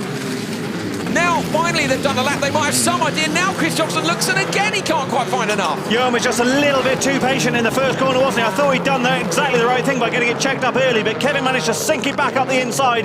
Kevin's on a mission here. Yes, he's developing the car, but also he wants to prove how good he is and how much he's learned with car development over the last couple of years. Johan was all over him on the first lap, but now Kevin's just putting a little bit of a gap. That first lap was so important. Now the sun's back out. The rain stopped. That first lap was so important in learning about the conditions. They had no idea. Now they've got so much more knowledge about where the grip is. I'm not sure there is any grip. I mean, they're hooking up. Look, it's dry. It's almost like it's raining on the start-finish line and driving that. That's 500 metres. It's not Le Mans. No, it's mad, isn't it? And again, down here now, Oliver Ericsson moves position. The umbrellas are going back down in the crowd. Into the joke lap goes Evsham. German sticks to the standard lap. Looks to me like Christopherson's got better pace through that last corner, but there's nowhere to go because the Honda's parked right in front of him. So German, Evsham, Hedstrom have all joking in the background. Is German now ahead? But German's 1.9 behind the race leader, having already jokered. He's getting gapped a tiny bit as they come out of turn 2. Great decision from his spotter to joker on the first lap and get out of the traffic. You think it's close enough? It could be done, couldn't it, with 1 point? But then, of course, extra exit speed. He looks to me like he's closing the gap, Hal. His first weekend in this Audi, this EKS JC Audi that he's driving for the first time this weekend and looking to use next year. Had some real problems with his Polo, didn't he, from the first part of the season, and now he's on an absolute mission, feeling really comfortable. He's driving really tightly. You could see Christopherson and Ericsson were both having to, and Christopherson goes late joker. Johan Christopherson goes in now. He's going to use the handbrake on the entry for the Polo, going to try and get German on the exit. Evsham's going to be there too. Goes around the outside of Evsham, but can't get past German. So this is now German versus Ericsson for the win in this one. Look at German, the car looks great. He's looking really comfortably. He hasn't been monstering the curbs like everyone else. This is going to be a really difficult joker merge for Kevin Ericsson as well, because the three behind are so bunched up. The gap to Philip German was 1.1 last time around, last time they crossed the start-finish line, so he's definitely going to lose the race lead. But where's he going to slot in, because there's going to be two other cars right behind the Audi.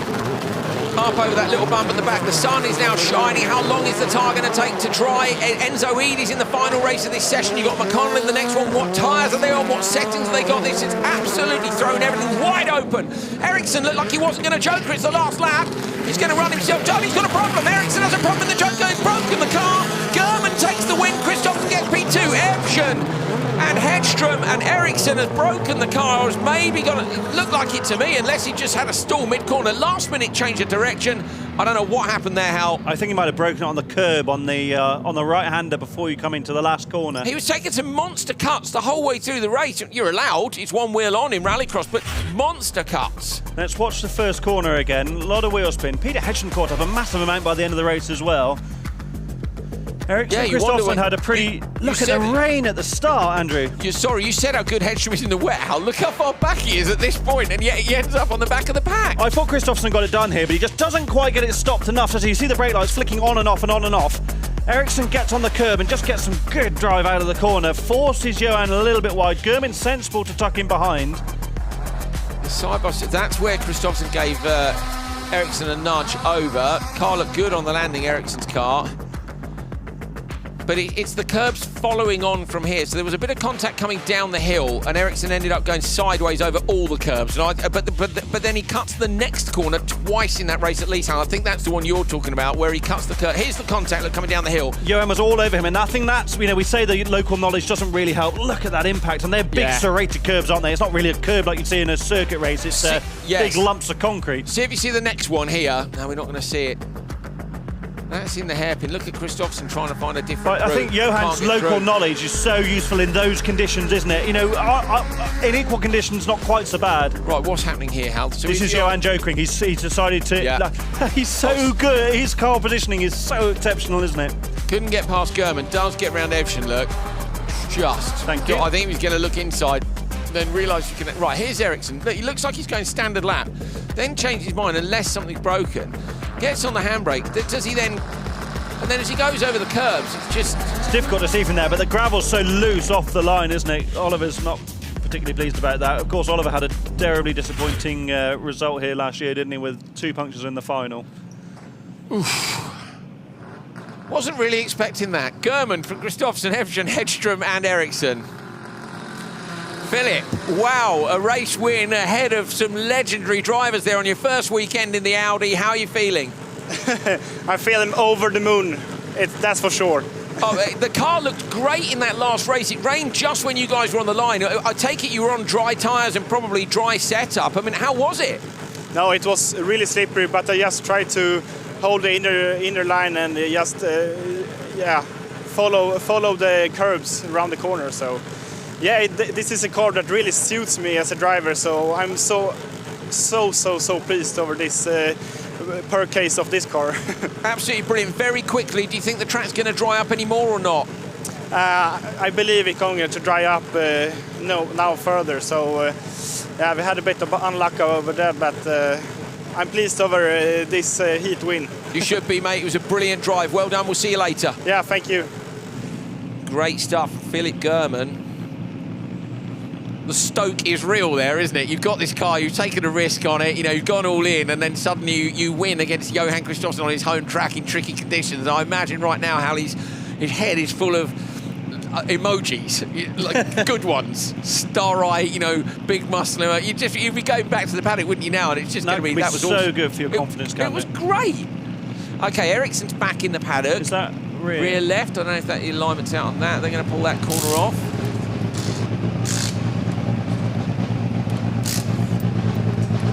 I think that's towing out quite a bit. Yeah, it doesn't look quite right from a geometry point of view, does it? He was making some changes, Kevin. We didn't talk about it in the end because the weather was so bad. Oh, but it's hot in there. He had brilliant turning. He said, but I haven't got enough grip on the rear. And I said, well, have you got too much on the front? He said, I don't want to lose the front because the front's great. He said, I want to find more grip in the rear. And it was on entry, Hal, wasn't it? He said they were going to do some chassis work on it. So looking at the rear, maybe it's a loss of drive, Hal. It could just be one drive shaft that's gone, and then obviously that means the car doesn't behave as you expect it to on the throttle, or the brakes, really.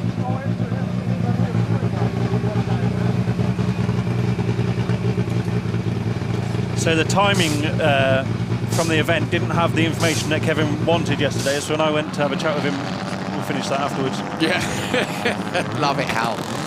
McConnell, Mark, Canova, Toren, Carlson.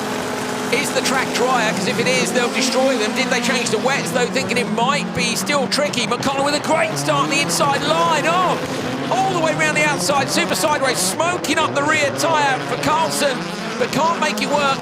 McConnell does get the whole shot over the crest now. He's just got to keep that door shut. Now Fraser needs to do a really good job and try and edge Evshin's time. That's the one that's most important to him. Evshin is who he's fighting for second place in the RallyX Nordic Supercar standings. Perfect start for Fraser McConnell. He really needed that, didn't he, after a difficult day yesterday and not perfect warm-up this morning. Anton Markman, though, got the car rotated beautifully to get up the inside of Anders Carlson on the exit of the first corner.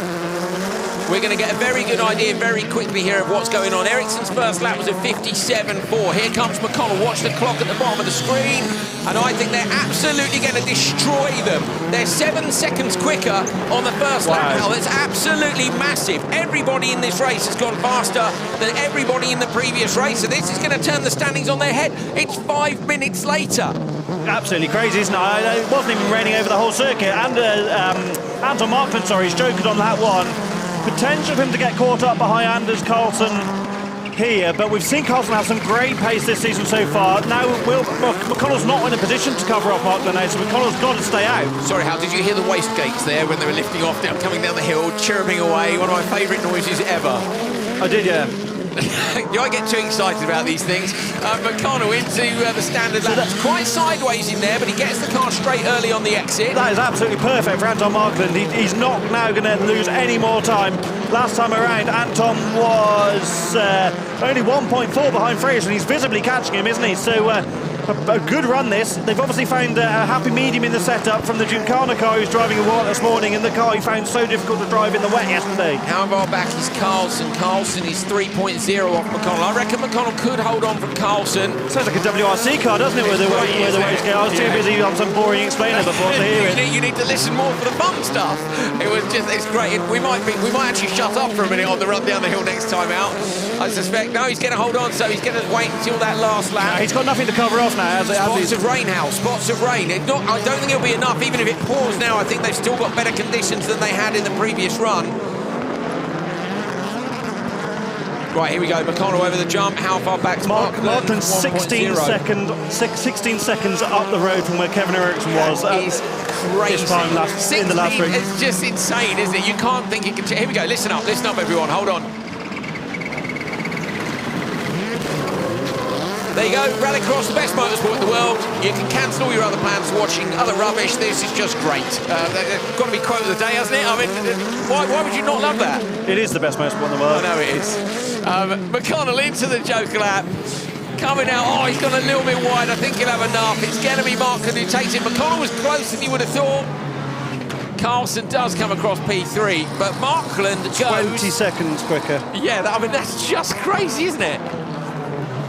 21 seconds. There's Andreas heading back and going, well, to be honest with you, Kevin, it wouldn't have made any difference where you finished because they've just gone 21 seconds faster, 4.5 minutes later. Look at the track, though, Hal. It's dry. I think they'll be a little bit disappointed with the result there for... there was dust off McConnell's start. You can't believe it can change that fast. Mad, isn't it? Completely mad. I get it going. Obviously, you get it going wet that fast, but it's the drying that quickly is what's mad because it's hardly 30 degrees here. But it's warm, though. The ambient temperature is 20 warm. odd, isn't it?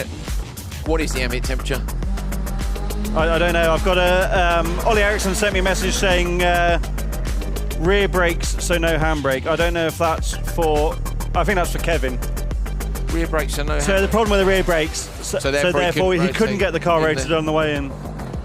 That's obvious, isn't it? That's, pushed on, didn't it? He couldn't get it turned. Still a slightly odd line on the way in, wasn't it? Like, it looked to me like he was going almost... Yeah, but when you're trying to get the... You've got to make big inputs to get the rotation done, haven't you? And that's... It just looked like he was going standard lap prior to that. But either way, I think the thing is, it's become utterly irrelevant, hasn't it? And actually what I think you're going to see here is I think you're going to see everybody in the first race finishing behind all the guys still to come. Enzo Ede, this could be Enzo Ede's moment. This could finally be his break in RallyX Nordic.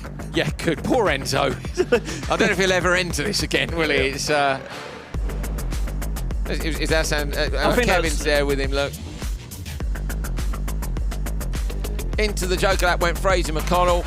He wasn't too deep, a little bit deep in the middle. Could have just been a couple of feet closer, but it wouldn't have been the difference between winning and losing. He gets P2, so it's Markland and McConnell just 0.6 of a second apart.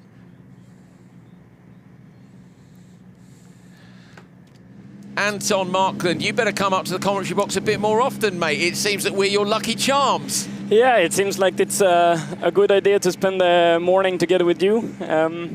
No, it was very much mistakes, so I need to come back to you and you have to teach me how to drive without the mistakes. But yeah, I'm happy to be here racing again. It's not been that much racing for me, so just enjoying the time. We have had some hard times yesterday to get up to speed, and with the rain coming now right before Q2, made things a bit interesting. But we kept it cool and won the race, so that's good. 21 seconds faster you went, so yeah, well done, mate. Great job, and we'll see you for Q3 later. Well done. Yeah, I mean, we had the rain yesterday and they had the dry, so today we had the dry and they had the wet. So it's equal now, and let's focus on the rest of the weekend. TQ for Markland. You're welcome in the comment shops later if you need that luck, mate. See you later. Thank you, Andrew. Bye, mate. Bye. Anton's a ledge, isn't he? What's going on in OMC there? So Fraser, a lot of arm waving from Andreas. It's pretty typical. Who's messaged now? How many WhatsApps have you got today, Hal? Well, I've muted the FWRC group, so it's not quite as not quite as many messages about EAP. But I do wonder how Craig Green's going on. The amount of stick that Hal's friend sent him for that yesterday was epic. Eid, Guillaume, Michalak, Anderson. Come on, Enzo, make this one work. So off the line properly, needs to keep Michalak behind, and obviously Anderson as well, and now he's got to keep a cool head. We know he can do the lap times. His teammate in the World Championship, Kristoffersson, has said he can do the lap times, but he's got to nail this one on. Come on, Enzo, dry conditions. Could this be a session win? He's been so unlucky in traffic this year in RallyX Nordic, hasn't he? He's just ended up in the wrong place at the wrong time and getting pushed about a little bit. And now, like you say, Andrew, he's got a clear track in front of him. Realistically, these guys aren't about to close on him, I think, in a fair fight. So, yeah, I'd love to see him, no disrespect to Anton, but I'd love to see Enzo at the top of the timesheets. Enzo actually took a session win, believe it or not, all the way back in Nice. That weekend, you know the old how it started, how it finished? Well, how it started was a session win. How it finished was him firing someone off in turn 2 because they'd hit him about 8 times and he'd had enough. We were really impressed with that, weren't we, Hal? Because it was basically, he said, don't mess with me because I will just lose my temper in the end. And sometimes as a driver, you've got to put a marker down and say, you're not going to mug me off by just running me off the road. I can't remember who it was, can you? Was it? Who had he had all the contact with? I think it was Dennis Roma, wasn't it? Ah, okay, right. But yeah, I think it was Dennis disqualified Roma. in the semis at the second round in Nice. But come on, Enzo, we want how it started to be the start of the finish season win. We want how it finished to be the end of the season session win. And it could, of course, lead to an even better performance than that.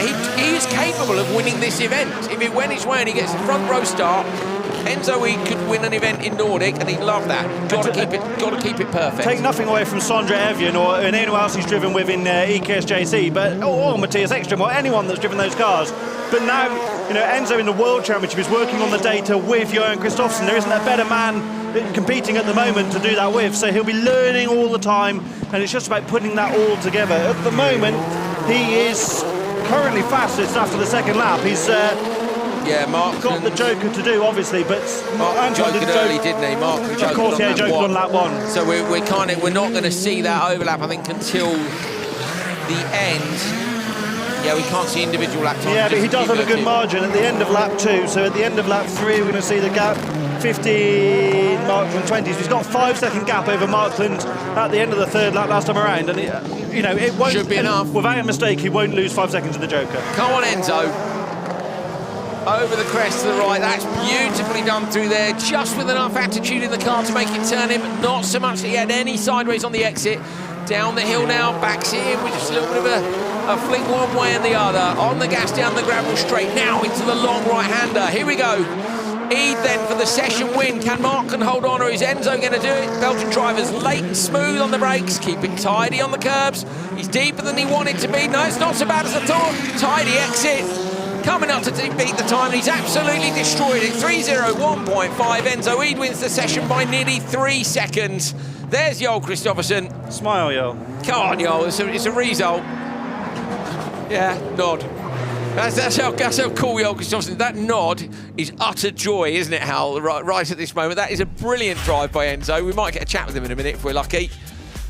There isn't a man in the paddock that has more feeling for how his team gets on than Joel Kristoffersson. Philip Guillaume got left on the line there, did he? Or did he? No, he didn't. Sorry, I was so busy looking at Enzo at the front. He did get left on the line. Yeah, I'm right, yeah. Enzo was sideways off the line, wasn't he? Really sideways. RPM maybe just a touch too high. So difficult in these conditions when you don't know what the grip level's going to be, and you always, personally, I would always go for more wheel spin than it bogging. Well, that's what because happened with Fraser yesterday. He said they were looking for the perfect start and they didn't get it, and that's what he meant this morning, wasn't it? When he so said instead of difficult looking in for Q1 perfect, to do that, isn't it? Yeah. It's instead of looking for perfect, just go one click up and accept that you might not get perfect, but you're not going to bog. So you want, basically, it's perfect, bit of wheel spin, bog, in that order are the things you want, aren't they? And unfortunately, you gamble on perfect or bog if you're going for the perfect start. Yeah, bit of wheel spin is the safe start. Yeah, and when I raced a supercar last year, that's what I always went for the bit of wheel spin, just like it is safe. And yeah, he was pleased. He was very pleased.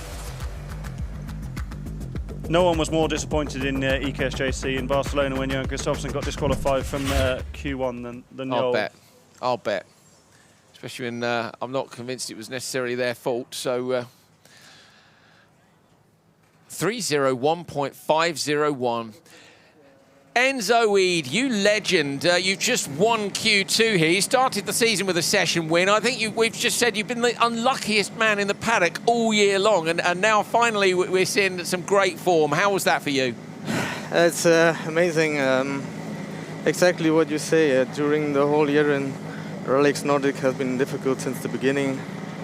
Even this weekend now, it started not so good. Free practice 1, I could not drive.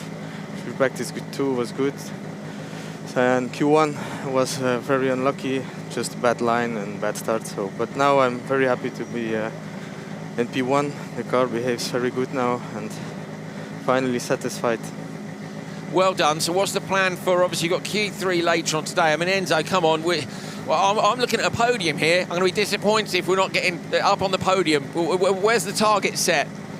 I will do the best that I can. I also would dream to get a podium and to have the trophy over to my son. So I will do my absolute best, but the weather can change. So, but if the weather changes, it's for everyone the same. So I will do my extremely best. Apparently you're the leader in the intermediate standings, we're hearing. That can't be right, can it? What was it? Yes, it was 11th yesterday and a first today, but then I suppose if everybody else has been turned upside down, that's what we're hearing. We haven't seen the graphics quite. Hold on. Yes, Enzo Eid, you're equal on points with Johan Kristoffersson at the top of the table, but because you won the last session, you are currently in the top qualifier spot ahead of the 3-time world champion, Anton Mark and Fraser McCollum, Philip German. We better have another look at that smile, hadn't we? Yeah, it's great to be next to Johan. It's also thanks to him, in World Championship we raced together, and I already learned a lot from him, but there's still a lot to learn for me. So he's a very good teammate and a very nice person. So we always have good chats, and I learn a lot from him. It's, for me, it's one of the best rallycross driver in the world, and if I can learn from a driver like this, it's make me progress really quickly.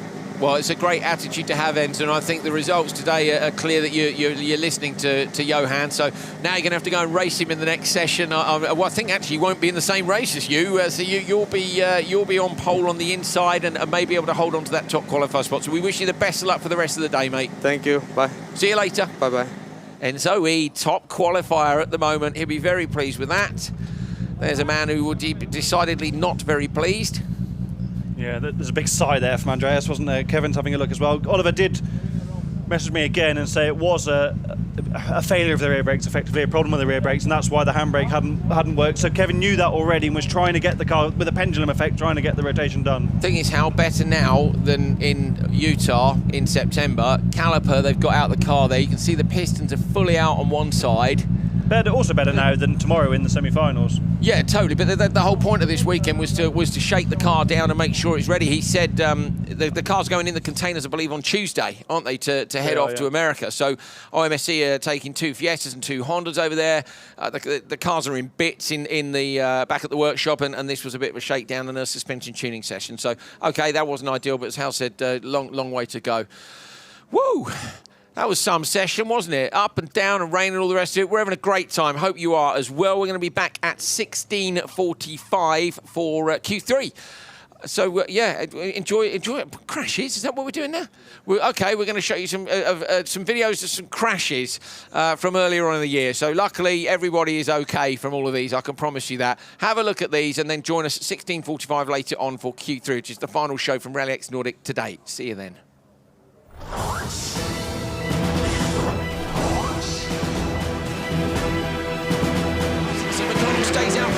Let's check the gap between McConnell and Eden and see how far back Enzo Eden is. Then we can track that over the next couple of laps. Gravel somewhere, somebody's off to the left-hand side, or at least dropped a wheel. It's McConnell's off the road, no way! Fraser McConnell's made a mistake. We heard the off, you can hear the gravel fly. Here we go, Fraser McConnell, end of the straight look, jumps on the brakes, wait, see if you see the rim. He's got nothing. It's just collapsed under the car, hasn't it? He's popped up in the air. Wonder if he's broken that on something earlier on. He's on the handbrake by now, look, the rear wheel's He's just desperately trying to not hit those boulders in the on the exit of the circuit. Netcliffe, Englund, Sockfist and Oscarson. Great reactions on the front row. Away from the line, Niels Anderson going to get the hot shot. Definitely that slot number 1 is looking really good away from the grid. Oh, contact in the background. He's gone over! Over onto the side and a big roll. That is a disaster for a Netcliffe. So Netcliffe on his side in the gravel trap. I don't know if they'll red flag that or not. Sitting in the left-hand side of the car. It's going to take him a while to get out. I suspect they'll red flag that from a safety point of view. Get in his way. Anyway, goes to the outside line, going to chuck the car in on the handbrake. Oh, he moves out wide, tries not to get his steering broken, now goes inside. Fraser McConnell with a great move on Anderson. Anderson into the side of McConnell, but McConnell's made that stick. Oh, and Anderson runs wide and rolls. Oh, down the outside, double contact. Anderson ends up in the bank on the outside. Big roll. Anderson's come up the inside, exactly when we were talking about in the broadcast about him holding up McConnell. So he's run deep, he's in the loose gravel, he knows he's losing traction. McConnell's alongside, McConnell's actually ahead when they have that second bit of contact. And Anderson's just turned in again on him, hasn't he? So then why can Anderson not? Is that just too much dirt in the road? It's so loose out there. Look at that drone shot, that is unbelievable. It's such loose.